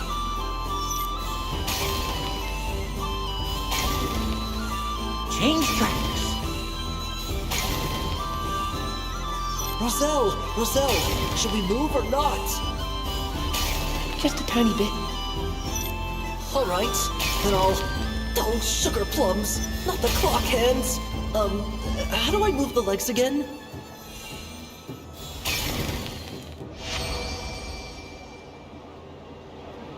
Let's see now. Let's see. Wow, very good. That's the highest score we've had all night. And here's your prize. Now, how about another round? As for the cost... Happy Moon Prayer Night, Miss Columbina. Happy Moon Prayer Night, Durin and Hat Guy. Are you here to play the game? Yes. You said we were just coming here to say hello. I did, but then I recognized a few more people as I got closer. Do my eyes deceive me? Is that... It's our little dragon! He's all grown up! Someone's popular. Well now, since you came all this way, why don't you try out this lovely game we have going? First try is free! He'll have a go. I'll pass. It's only one free try per customer. You can't give your try to him. I'm aware. How has Elder Almond been lately? He's in great shape. He goes for a run in the forest every morning to stay fit and healthy. He tried to go boat racing with Firecracker a while back, but he couldn't even make it onto the Lotus Leaf. Firecracker was in fits of laughter. How about you, little dragon? Can you still fly? Yes, I can. But you've become less chatty. Has growing up been tough on you? We call that maturity. You know, the thing people sing about. The knight wields a sword of stone to defend those hearts that are made of gold. Stone is very heavy. That's what keeps them from talking too much. That's awesome! I want to be a knight when I grow up, too. Ring, here I come! Oh, the hat-wearing man. I never thought I'd see you again. You seem more determined than when I saw you last on the train. If you say so. Oh, I do say so. The people you once helped see it clearly. It's because you are once again on the right track. May the engine in our hearts propel us to the station of our dreams. I can move! I can move now, Roselle! What are you doing, running into the rings like that? You got them all so quickly! I have never seen anything like this in all my travels. Is this guy actually an old friend of theirs? But how? They're origami animals and clockwork people from a fairy tale. Getting to know them would be quite an arduous task, unless they share a hometown? I have to get to the bottom of this. Next time I see the Great Mage Alice, I shall demand answers. Thank you, Dory. I had a lot of fun. Now for your prize. Where did I put it? Give me a moment to dig it out. Oh, sweet grand prize. I wish I didn't have to let you go. Good thing I've already turned a profit from the customers earlier in the night. Otherwise, I'd have wasted all my hard work. Okay, I'm back. What? I leave for 2 seconds and someone's already claimed the grand prize? Oh, well, these things happen, you know? Perhaps you'd be interested in one of the other prizes instead. We've got all kinds of wonderful goodies here. Is this the thing you wanted? Here, you can have it. Huh? But... Don't worry about it. It will be happier with you. Oh, thanks so much, miss. Moon Goddess. Goodness gracious, Columbina. Give me strength. How am I supposed to make any more money from this child at this rate? Daddy, look! That's the game I was telling you about! Forget it. She is the Moon Goddess after all. I'll think of some other way to swing this. Maybe I can try to hook this new kid. Huh? Oh, someone already won the grand prize. You can take mine if you want. What? Why? Why are all these bleeding hearts coming here to ruin my business? Happy Moon Prayer Night, everyone. Happy Moon Prayer Night.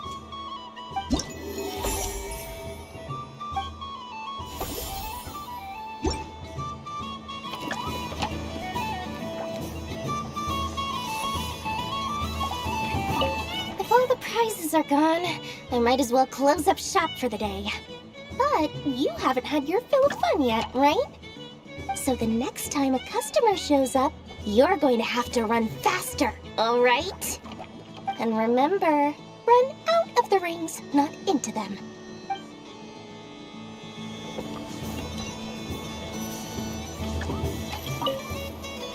Done being a do-gooder yet? Thanks for coming here with me, Hat Guy. Are there any games you'd like to play? It's your turn to pick. I'll come with you.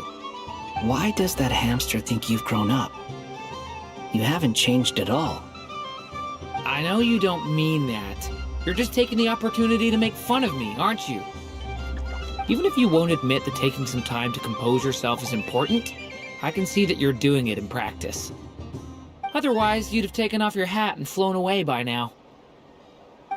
Looks like Albedo's socialization program has been far more useful to you than all those Vahumana textbooks.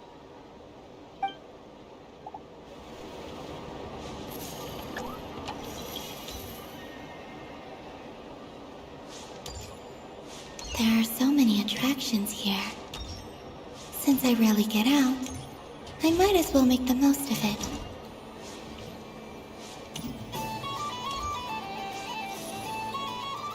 Moon Prayer Candy! Beautiful, tasty Moon Prayer Candy! Buy a whole box, share it with your friends and family! Candy? To share? I wonder what flavors everyone would like. Welcome home, Moon Goddess. Fancy a box of Moon Prayer Candy? Sure. I knew you would. Now, what flavor would you like? I'm not sure. What flavors do you have? Is this for yourself or as a gift? A gift for my friends. Ah, I see. In that case, I'd recommend apple, lockaberry, or midsummerberry. Those are the most popular. Do you have nocturnal blossom flavor? Huh. I've seen couples give those as gifts before, but I did not know they were edible. No? Okay then. Moonfall silver? You did say this was for friends, right? Maybe smetana then. Hey, now that's a creative idea! I've never tried it before, but if you're happy to wait, I can see about whipping up a batch on the spot. While we're at it, you got any other ideas?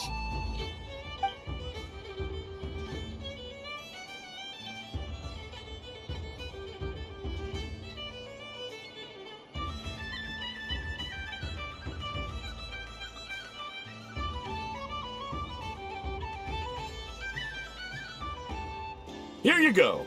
Every flavor you asked for is in there.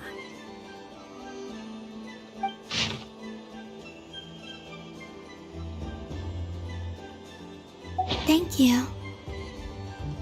I should be the one thanking you!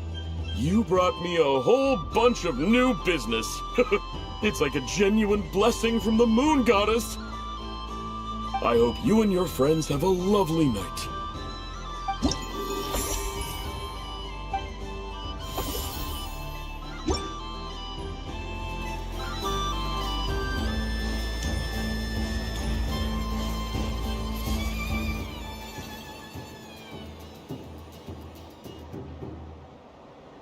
Well, well, look who it is.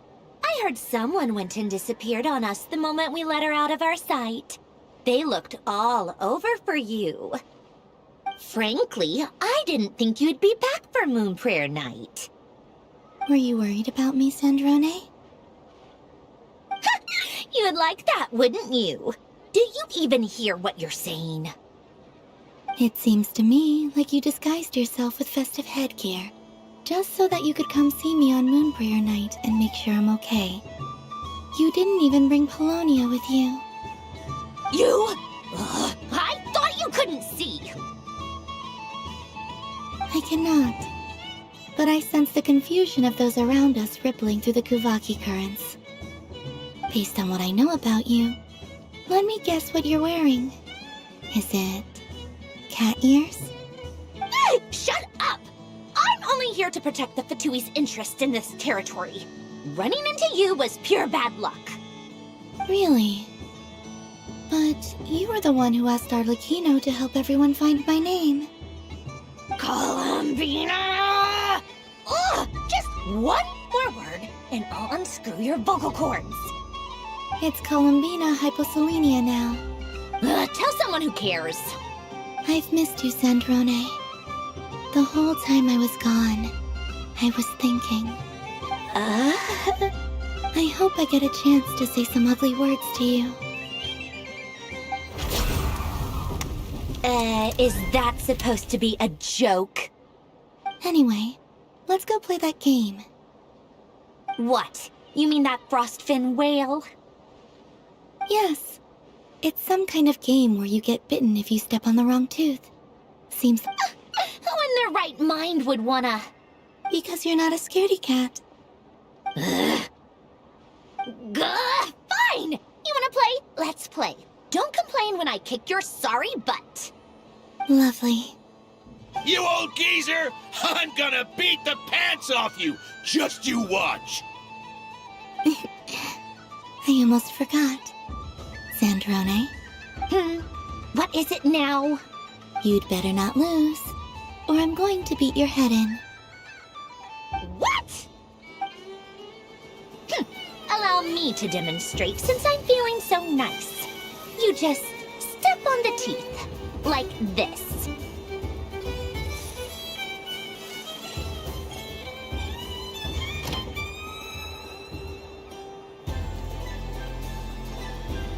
Which should I pick?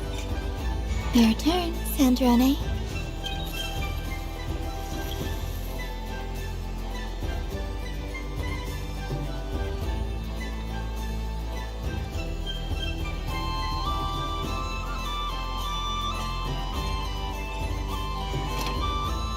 Don't come crying to me if you get bitten.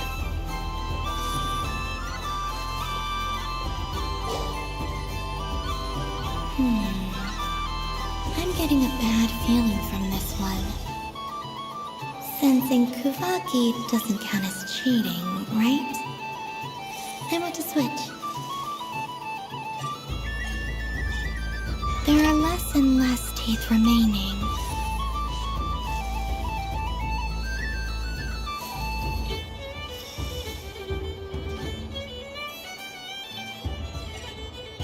Huh? What's that noise?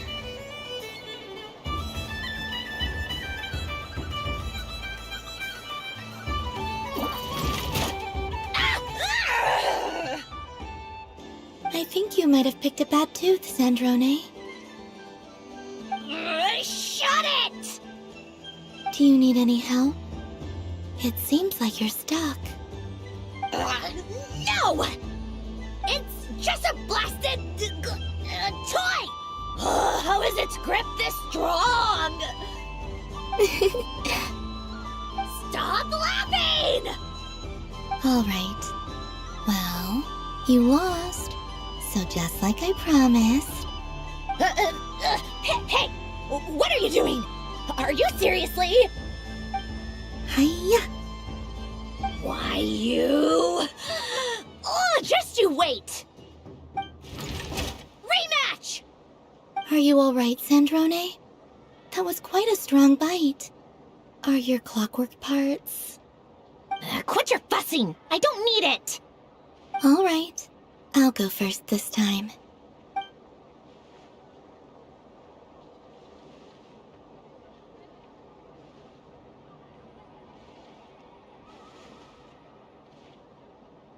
I see it now.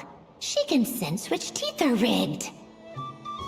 So I just need to avoid the same ones that she does.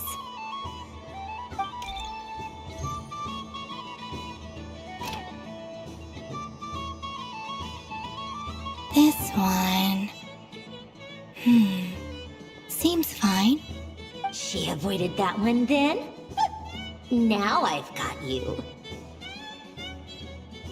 All right, my turn.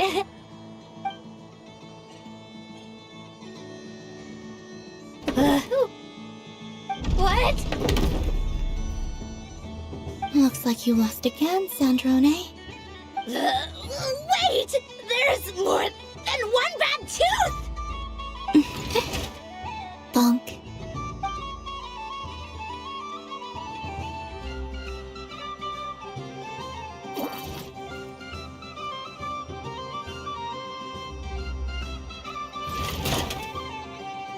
Stupid game! What idiot came up with this? Are you all right, Sandrone? You said some nasty things just now. Oh, I'm peachy. Should I let you bonk me on the head as well? Ah, forget it! Come on, bonk away. It can be your consolation prize for losing so badly. I told you, forget it! Gah, you've always been so annoying. Singing right outside my door, inviting yourself to my tea parties, going AWOL.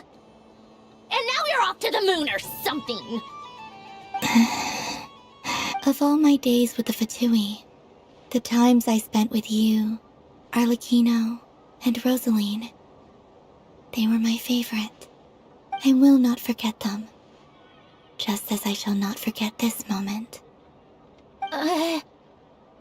We'll always be friends, no matter where we are, right? Who'd want to be your...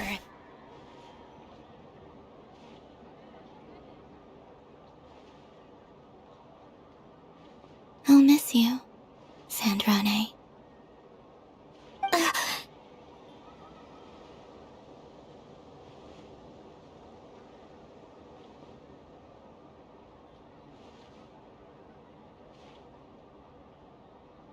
Goodbye, Sandrone.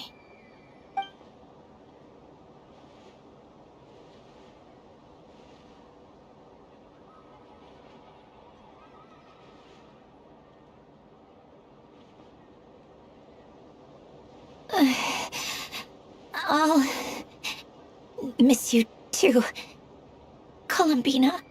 Sorry, what was that? Ah! Yeesh! No need to freak out. What's wrong? We've been looking everywhere for you. What do you want? Oh, nice ears.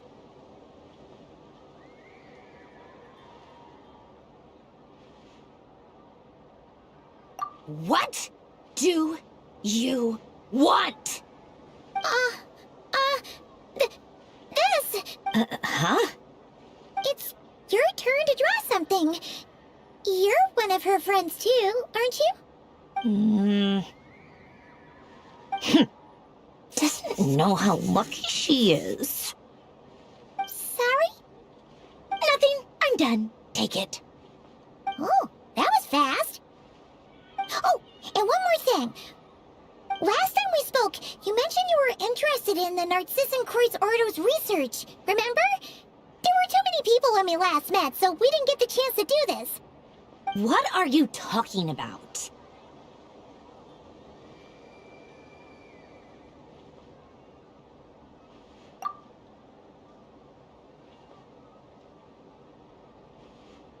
This is...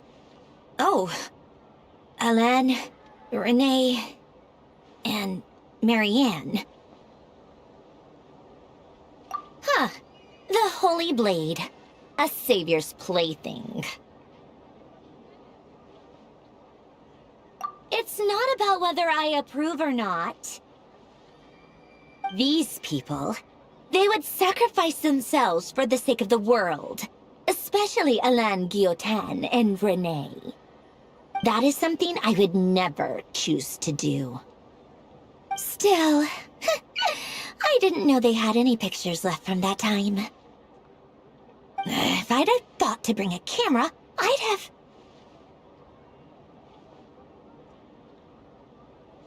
What? Yeah, of you being bitten by the frostfin whale and Columbina bonking you on the head. Tear it up! Now!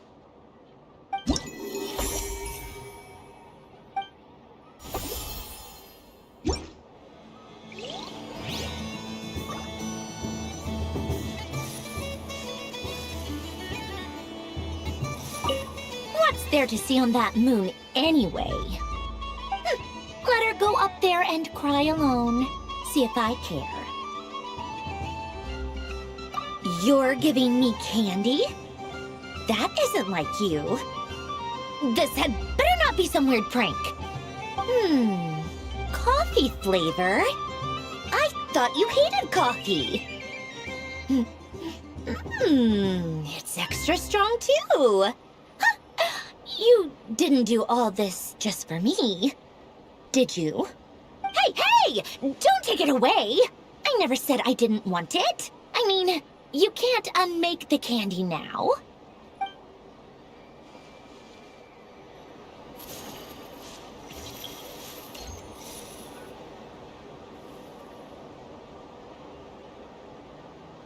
What is going on over here? It looks like fun. Hold it right there! You can't run away from me, Moon Goddess. Are you talking to me? Of course. Do you see anyone else here dressed up as the Moon Goddess besides me and you? Hey, come on. Call me by my title. Happy Moon Prayer Night, Moon Goddess. And the same to you. Anyway, there's no time to waste. Get ready for the duel of a lifetime. Duel? Meet my partner, Stacko. Come on out, Stacko. Well, don't just stand there. Let's see your partner. Partner?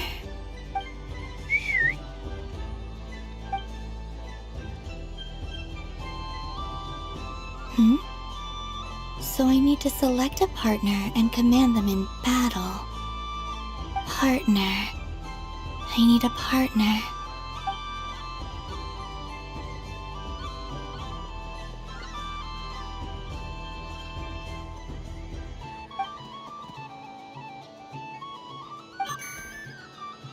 Whoa! Am I seeing things? Where'd you get a Kohenki? They're super rare. That's great.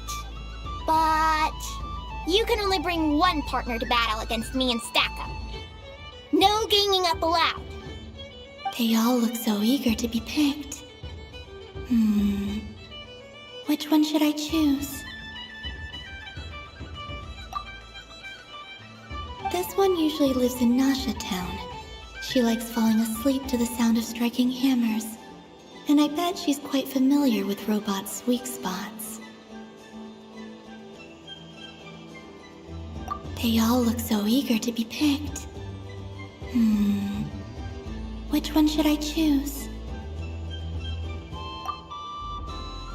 This deer came to celebrate the festival with the Frost Moon Scions. It wants to help me with its antlers. They are its pride and joy. They all look so eager to be picked. Which one should I choose? I'm not sure what this bot is trying to say, but it seems very happy. That bow. Does it want to dress up as the Moon Goddess too? They all look so eager to be picked. This one usually lives in Nasha Town. She likes falling asleep to the sound of Testing!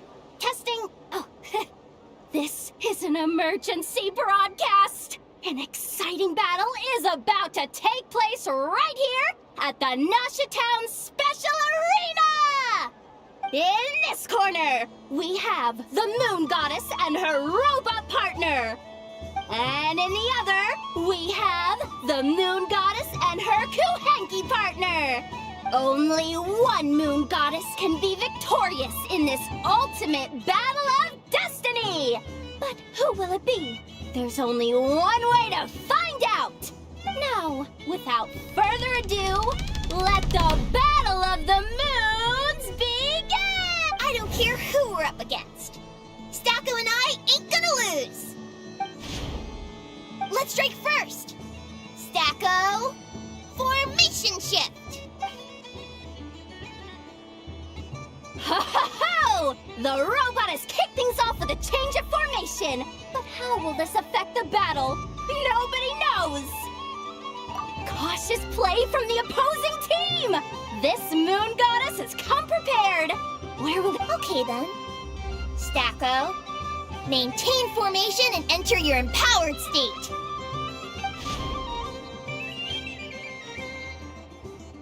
Empowered state? There we go. Now we're talking. Absorbing the immense Kuvaki present on Moon Prayer Night, this lean, mean machine has greatly increased its offensive power. Good choice. Buffs count for nothing if you beat them before they can use it. Oh, it's a hit! But Stacko stands firm. The battle is heating up fast. I'm about to start sweating machine oil over here. Go for it, Stacko. Set Kuvaki to maximum. Can their opponents withstand this blow?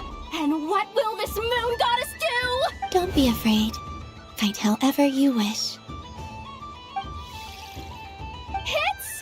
It's a moon lane! A deft use of a moon lane allows the Kohenki to dodge the blow. And now it's spiraling around its foe in circles!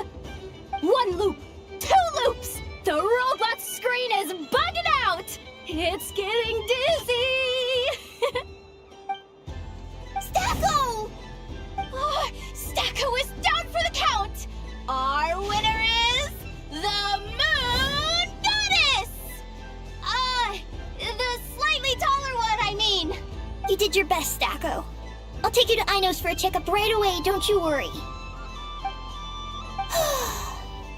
Well, you beat me fair and square, I guess. Honestly, I underestimated you. Won't make that mistake again. I think my partner deserves most of the credit. Just you wait. When I'm a little bit older, I'm gonna come back a whole lot stronger. Be ready for a rematch.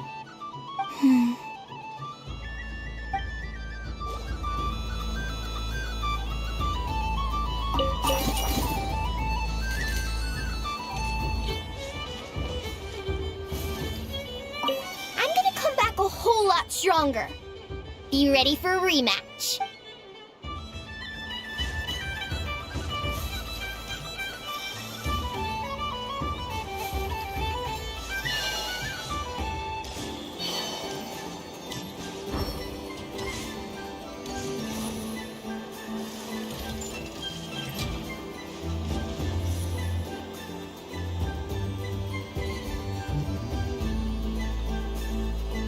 This doesn't make any sense! How am I losing every single time? Wait, Inefa, you're cheating, aren't you? Yeah, that must be it. I am not cheating, Aino. Uh-oh, sounds like Inefa's turning into a big baloney bot. I think it's time for some serious maintenance. Moon Goddess, help me. Miss Columbina, Aino is attempting to cheat. What the? I'm not the cheater! You're the cheater! How dare you throw it back at me?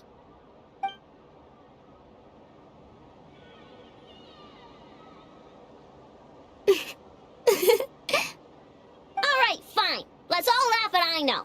Just you wait till I get home, because I'm gonna make a game bot that can win 100% of the time. Let's see you laugh when I come back and beat your butts. You'll all have your heads covered in stickers when I'm through with you. We came to check everything was okay after all that yelling, but,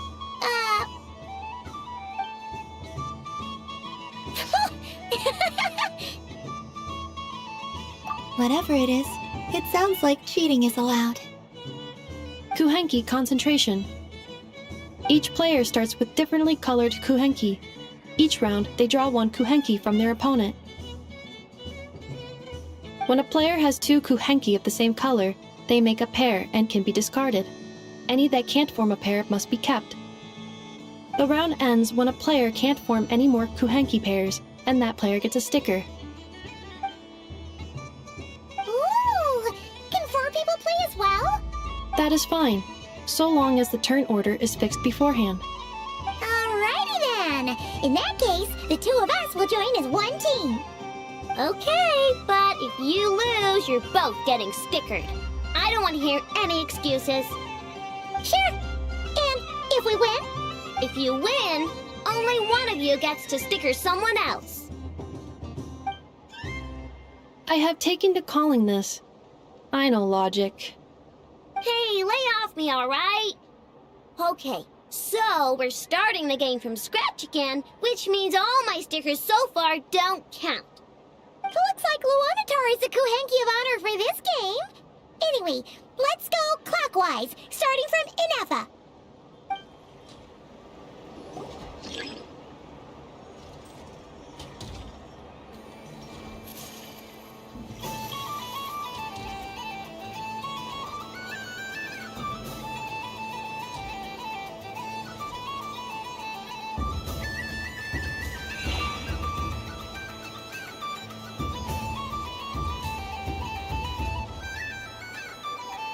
Nice! That's a pair!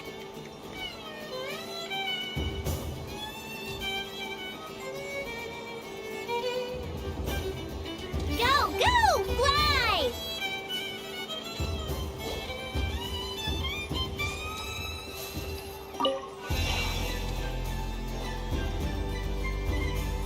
Go on.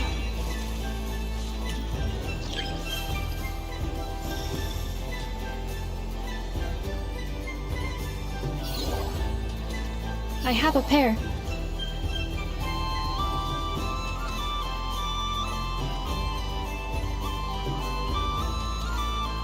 Uh-oh! We gotta pick up the pace!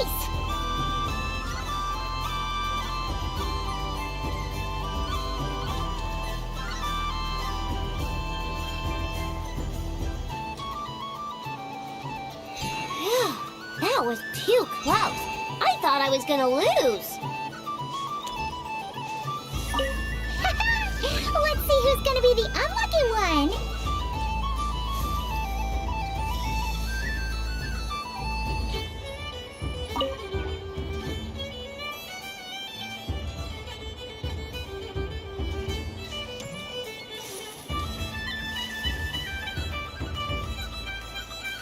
Good luck, everyone.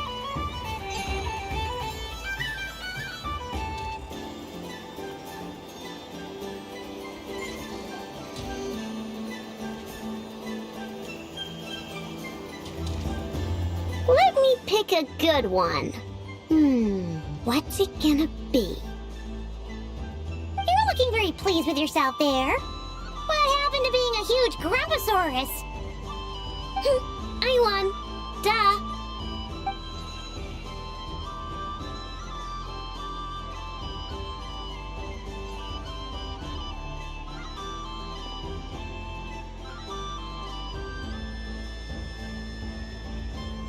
Oh, me again? Don't fidget too much, Aino, or the sticker's going to fall off. I don't care. If it falls off, it falls off. If a pair of Kuhengi get discarded, why not a pair of stickers? Huh? Huh?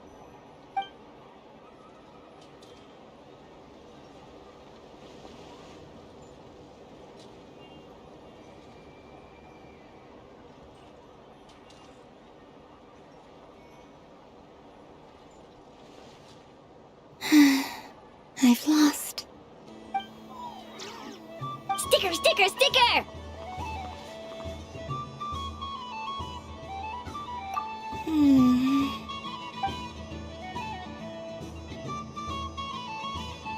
Cute!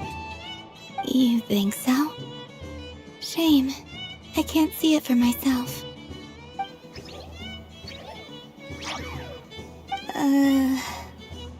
What did Luanatar say? She said it looks so cute that she wants me to lose a few more rounds.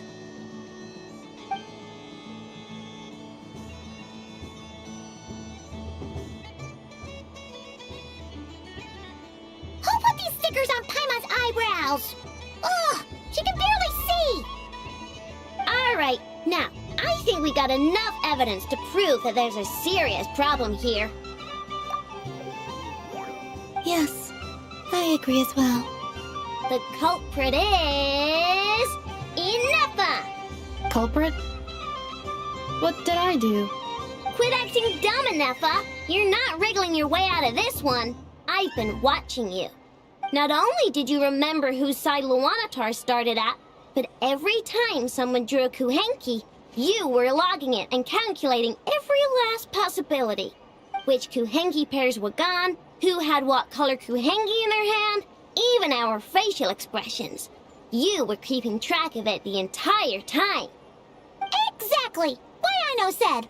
Putting aside the fact that running calculations is not against the game rules, do you have any evidence to support your allegations? But that's not against the rules either. So she admits it. She certainly does. Alright, everyone grab a sticker. It's time to get Inefa back. But... Take that!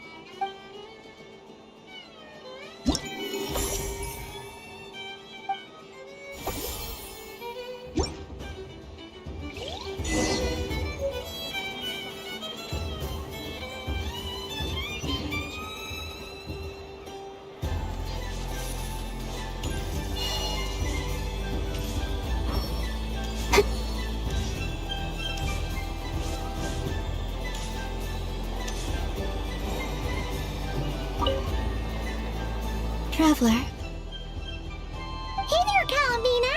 Are you done checking out the festive amusements already? Are you sure you don't want to look around some more? You might not get another opportunity like this for a while. Right now, what I'd like to do is... You're right.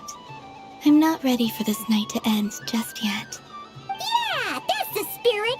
Take your time, Columbina. The most important thing is to have no regrets. I'll be right here if you need us. Okay. Thank you.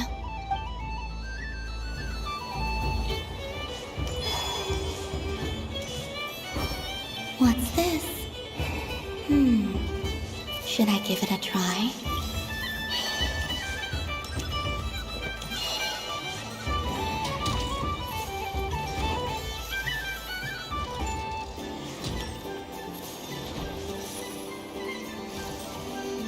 Please welcome to the stage. Hilliard Jet Stucky.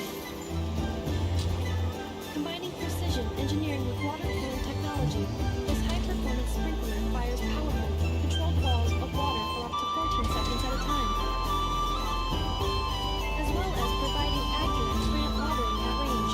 It can also be used to clean those tough-to-reach areas of the house that Aino cannot get to, no matter how high she jumps. Show us what you can do, Hilliard Jet Stucky. Now that's what I call true power. What a demonstration.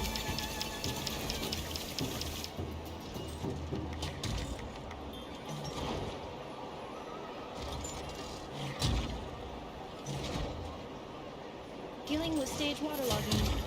Task complete.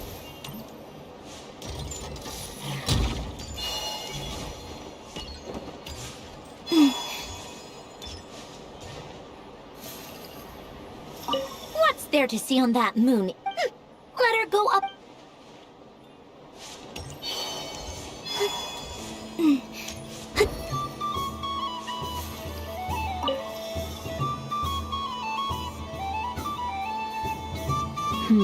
I don't have enough data. Need more samples. Who should I ask for help? Is this one of the amusements? Or is it a research project? Bit of column A, bit of column B. I'm currently running some synchronization tests on these bots. Basically, you need to press the button to help them successfully obtain the treasure. But you've got to time it right. I'll record your data, which will be used to improve the robot's accuracy. But, ma'am, I mean, Moon Goddess, don't you think you should take your eye mask off first? There's no need. I will be all right. Okay then. Whatever you're comfortable with. Great. Then let's begin.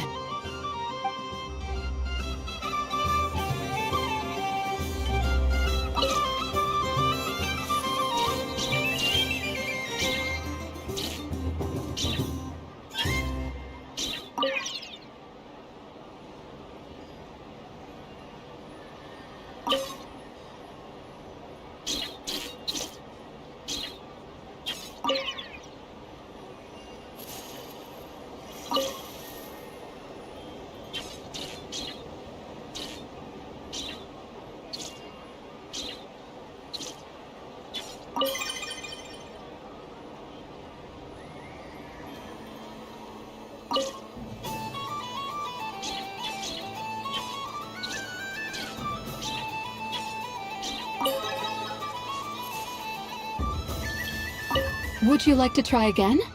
I'll record your data, which will be used to improve the robot's accuracy.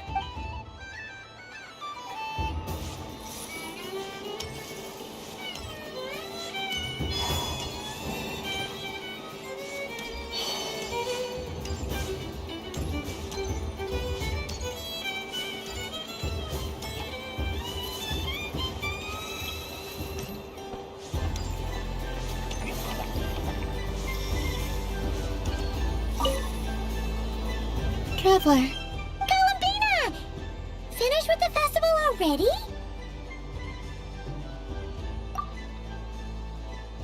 Oh! Candy for us? Thanks a bunch, Columbina. Don't mind if we do. Whoa! This one's intense. But it's so tasty.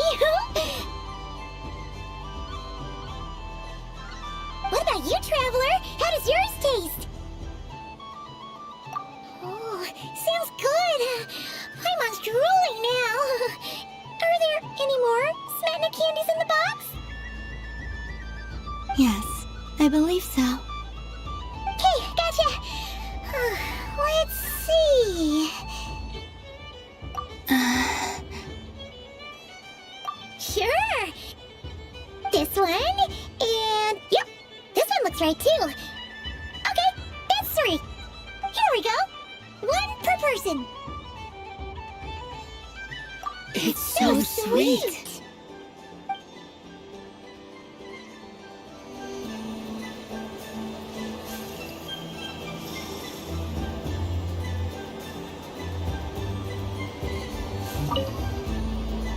Traveler, time. Columbina!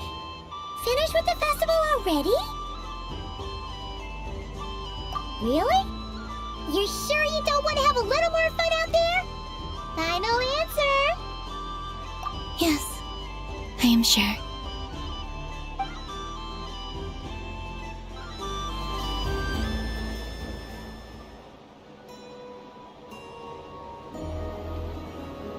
This was the most fun I've ever had on a moon prayer night. Everywhere I went, people were saying, "Welcome home," and there were friends at every turn. I only wish it could last longer than one night. Oh.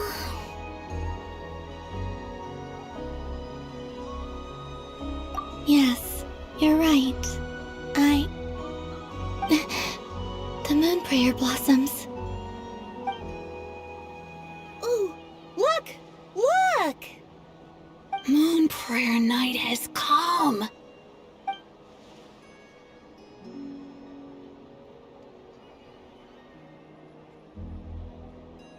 The moon. It's so beautiful. Happy Moon Prayer Night, dear. Happy Moon Prayer Night. Happy Moon Prayer Night.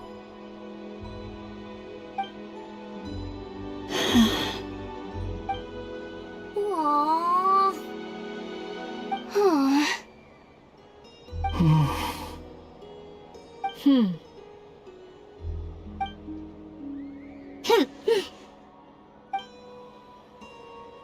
Time flies when you're having fun.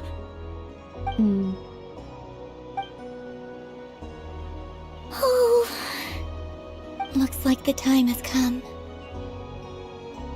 Columbina. You're heading off, then?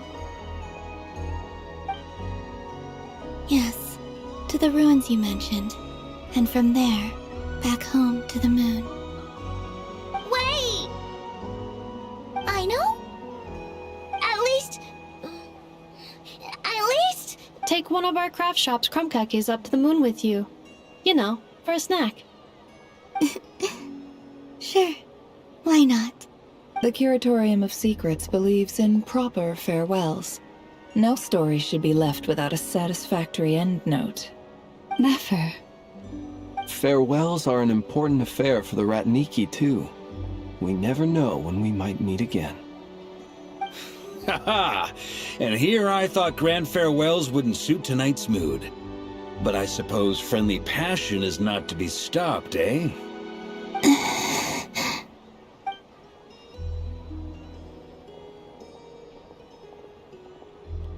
We made a little something for you, Columbina. Ta-da! What is it? A Moon Prayer Night greeting card with drawings by all of your friends.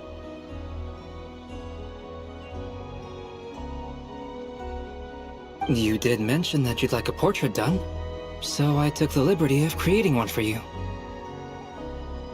I, meanwhile, did the portrait of Mr. Albedo, and Mr. Varka did the same for me.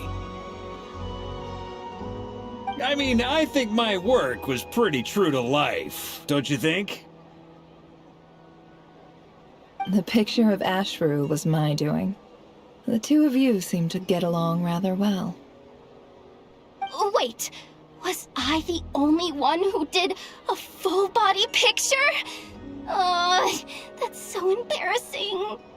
I did pictures of me and Anefa. I did my own portrait and one for Hat Guy.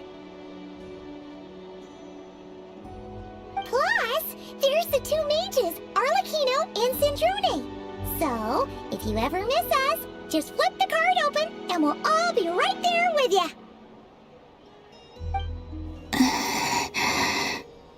I don't know what to say. Thank you so much, everyone. This whole moon prayer night was more than I could have ever asked for. It is the greatest gift I have ever received. Lama, I figured it out. Figured what out? Remember how the Frost Moon Scions used to use milk as invisible ink to write hidden messages? That was a very long time ago. Oh, are you saying? Yes. When I miss you all, I shall use Moonlight in the same way, to write words that only you can see upon the moon itself. Wow, that sounds lovely. Quite. But how will we see them? Simply open your windows on nights when the moon shines bright, and the moonlight will naturally flow towards the words I have written. That sounds most fitting indeed. Very true to form. I'll try to write them in places that won't disturb your sleep. I, for one, would sleep all the better for having read one of your messages before settling down for the night. Exactly! So don't worry about disturbing anyone's sleep. Just promise you'll write to let us know you're okay, alright? Alright. I promise.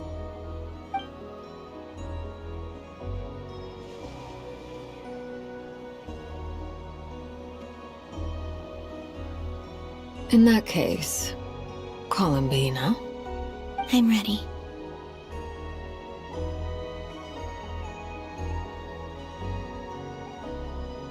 Very well. Let's go.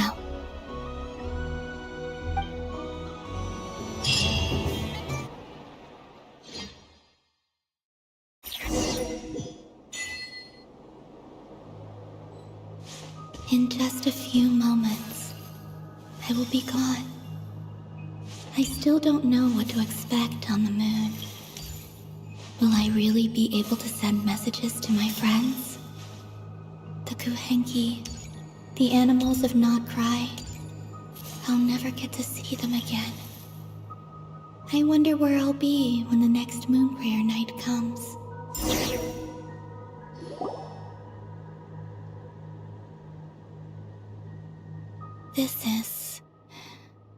This is where the people of Hyperborea used to communicate with the moons.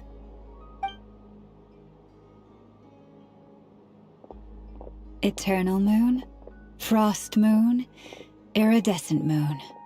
When the power of all three converge, the gate to the moons shall open. Moon marrow preparations are complete. Only the final step remains. I'm sure Nasha Town is livelier than ever at this moment. Yeah, it's a shame you couldn't be there for it, but it's now or never, right? It's fine. I'm more than happy with this. My last piece of luggage. My only piece of luggage.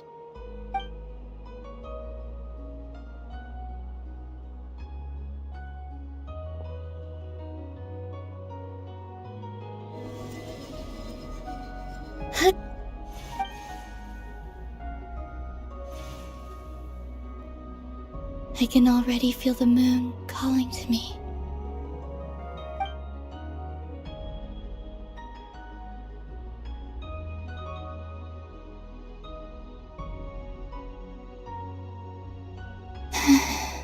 Your home lies on the far side of this light, Columbina. From now on, we will at last have a reason to pray to the true moon. Columbina. Yes? I'm listening. Be sure to come back and see us when you get the chance.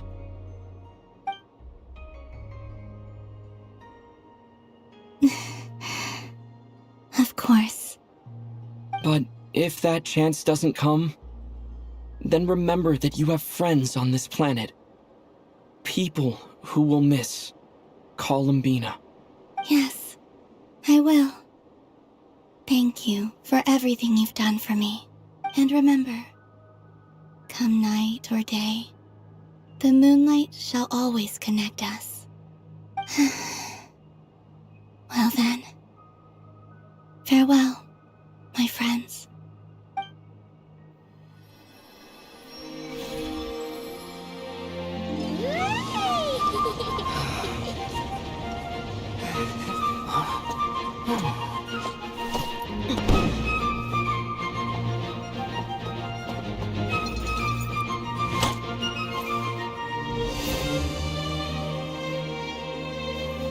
Thank you.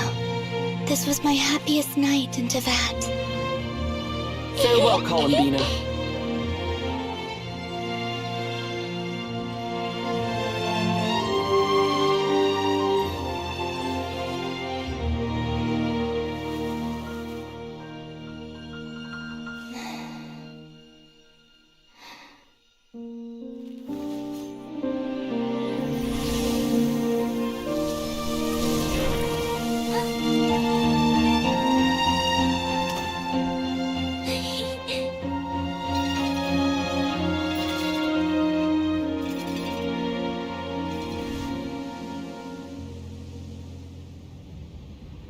The moon really is closer than ever tonight.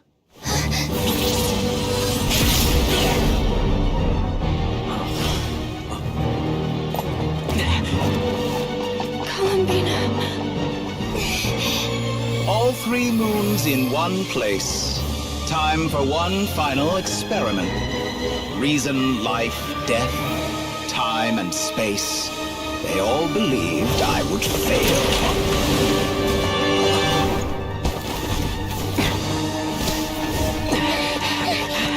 How could this happen? But Tevat's primordial power never did belong to the throne of heaven. And now, they are mine.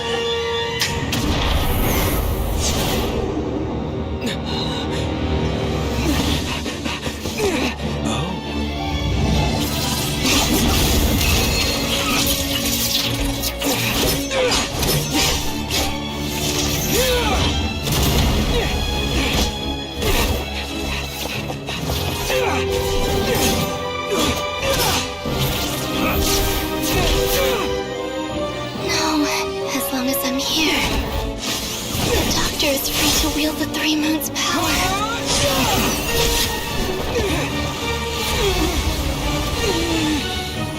It's the only way.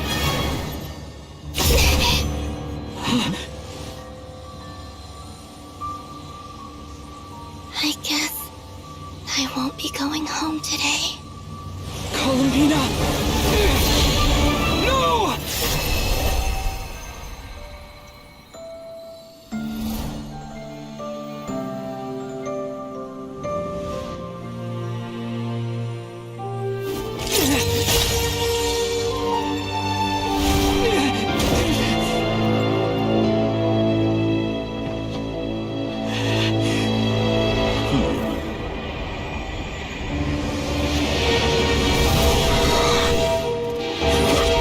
Stubborn world, do not try to control me!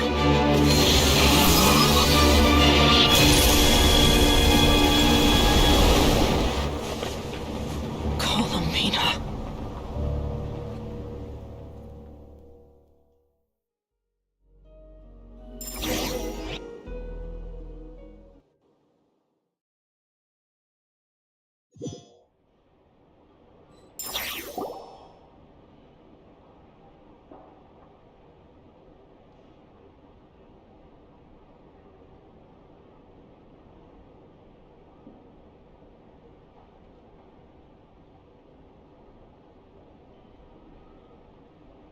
Are you all right?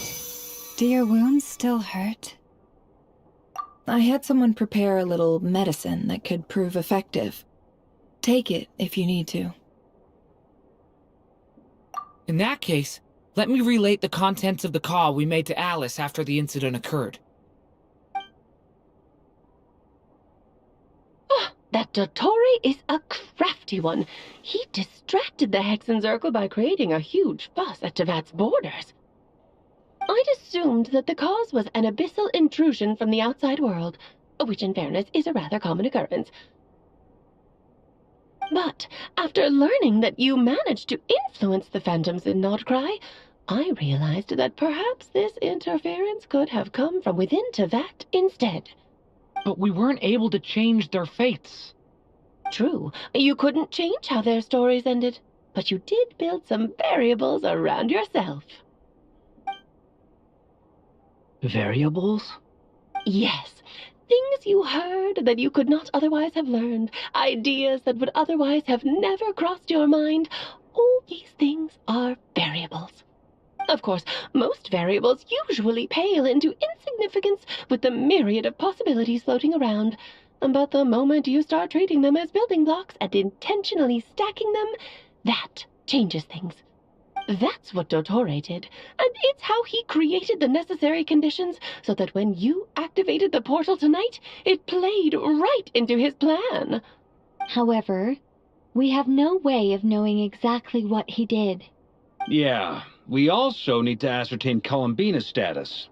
And that about sums it up. As I suspected, Dottore has disappeared completely.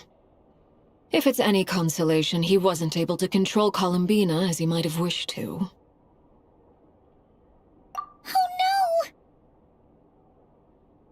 What? She did what?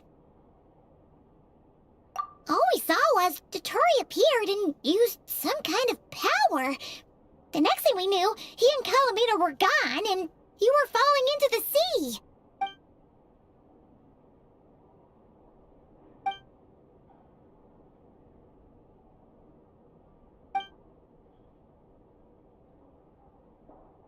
So, Columbina intentionally opened the Moongate and escaped into the same mysterious world as Rarier and Thalindis. Sounds like bad news.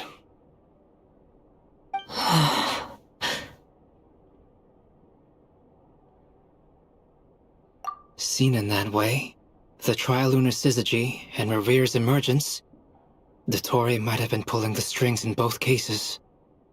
According to Miss Alice, he is attempting to transcend his destiny and finish an experiment that only a god might complete.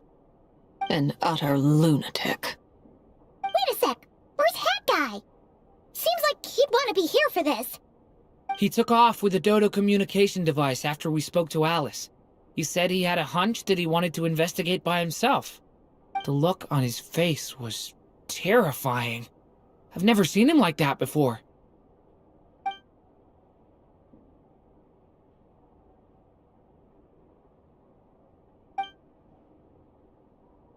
I'm back. Hat Guy! I went to look for the Hyperborean phantoms again. I think I've gotten to the bottom of it. I got them to talk to Nicole on the other end of the communications line. Turns out, the history they describe is different from how Nicole remembers it. Really? But how? Surely Nicole can't have been wrong. Because the phantoms are the ones who are deceived.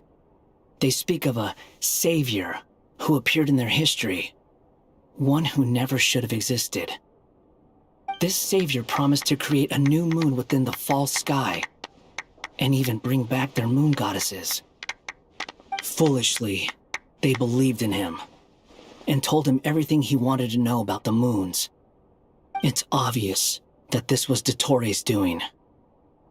Now you mention it, the first time we entered the Hyperborean ruins, we heard the phantoms discussing their history, and I remember Nicole commenting that something sounded a little strange. But Dottore shouldn't have been able to get in there in the first place. He didn't. Nicole said that this was an anomalous state triggered by disruptions in the causal connections between phantoms from the same era. The variables that Dottore put in place were substantial enough that they even affected phantoms that he never met. So it's not that their memories were unclear. They'd been tampered with. That's exactly the possibility Dottore was trying to manufacture. He turned these variables into knowledge and engineered the situation so all that knowledge would fall into his hands.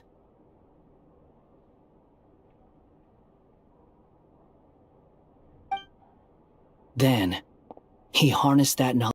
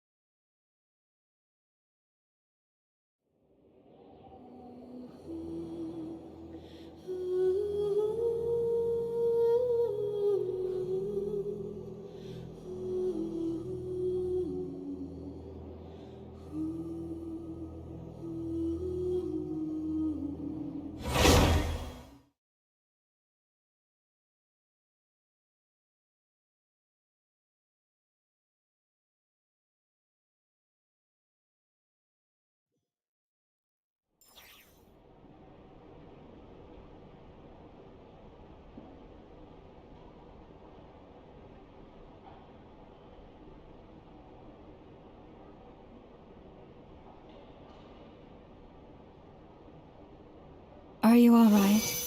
Do your wounds still hurt? I had someone prepare a little medicine. In that case, let me relate the That Dottore is a crafty one. He distracted. I'd assumed that the cause was but we weren't able. True. Variables? Yes, of course. That's what. However, Yeah, we also need. And that about sums it. As I suspected, Dottore. oh no! What? She did what? All we saw was... So... Sounds like. Seen in that way, the trilunar syzygy, according to Miss An utter. Wait a sec! Where's Hat Guy? He took off with the dodo communication. The look on his I'm back. hat guy. I went to look for the Hyperborean phantoms again. I got them to talk to Nicole on the... Really? Because the phantoms are the ones who are deceived. They speak this savior foolishly. It's obvious. Now you mention it. But Dottore shouldn't have been able to get... He didn't. The variables... So it's not that their memory... That's exactly the possibility Dottore was trying to manufacture. He turned these variables into knowledge and engineered the situation so all that knowledge would fall into his hands. Then, he harnessed that knowledge on Moon Prayer Night to truly create a false moon. How is that even possible? To be precise, he exploited a weakness in the way the spell works. The spell senses Kuvaki to detect the moon's location. So, as long as the false moon more strongly resembled a moon than the frost moon beyond the skies, the gate would teleport Columbina to the false moon's location. In other words, to Dottore's side.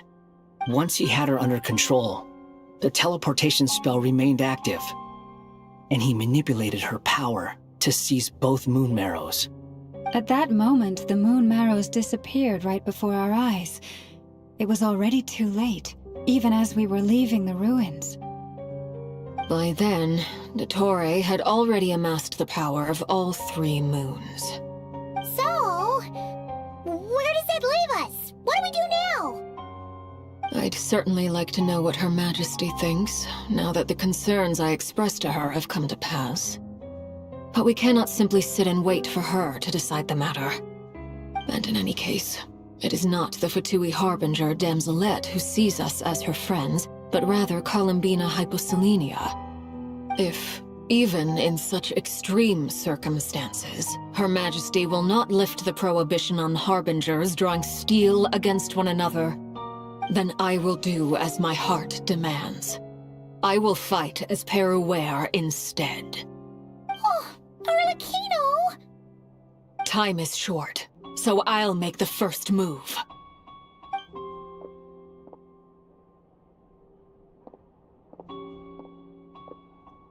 Whew. Even Arlecchino seems to be losing her cool now.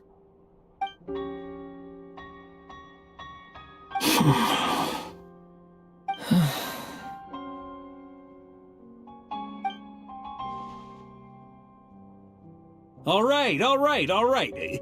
Lose those dejected looks for a moment and let me get a word in. It looks bad, I won't lie. Very bad, in fact. So Dottore's pulled some real dirty tricks to gain the upper hand. For now. And yeah, it's to the point where even the mages say that his variables have affected destiny. I'm not so sure, though. Many have told me that Tevat's destiny is fixed, and that does appear to be the case. Well, what makes Dottore so sure he'll be the exception? And since he was able to stack these variables up, who's to say we can't do the same? You of all people should not be discouraged, traveler from afar. This isn't over yet. And you're not alone in that. Everyone here does, whether they've spoken thus far or not.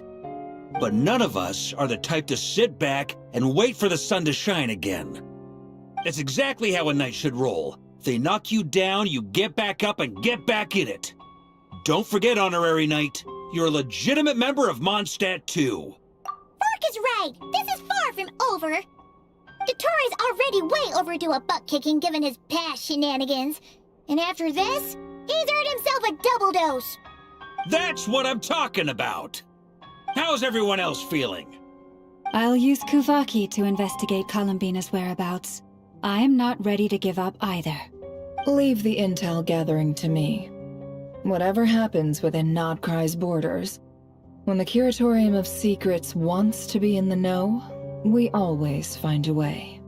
Aino and I will do all we can to support you. We will attempt to reverse engineer Dotori's actions and seek a breakthrough that way. Alice and Nicole are busy dealing with an emergency at Tevat's borders, so they can't return just yet. But they're both very angry about this.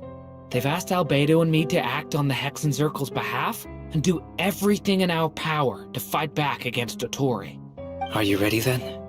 We're going to have to conduct a lot of research, even in the early stages. I'll do my best. As for me, I'm pretty familiar with Dotori's way of doing things, so I can try to predict his next move. I'll help with your investigation. Nice! Looks like we have our basic division of labor. I'll get in touch with Flints and Itlua, get them to have a chat with their Starshiner. It couldn't hurt to bring the Lightkeepers on board as well. At the same time, I'll pass on instructions to the Knights present in Nodcry to assist the Lightkeepers and other organizations in ensuring the safety of those living here. Yeah! We'll show him! That's it then. Good luck, everyone.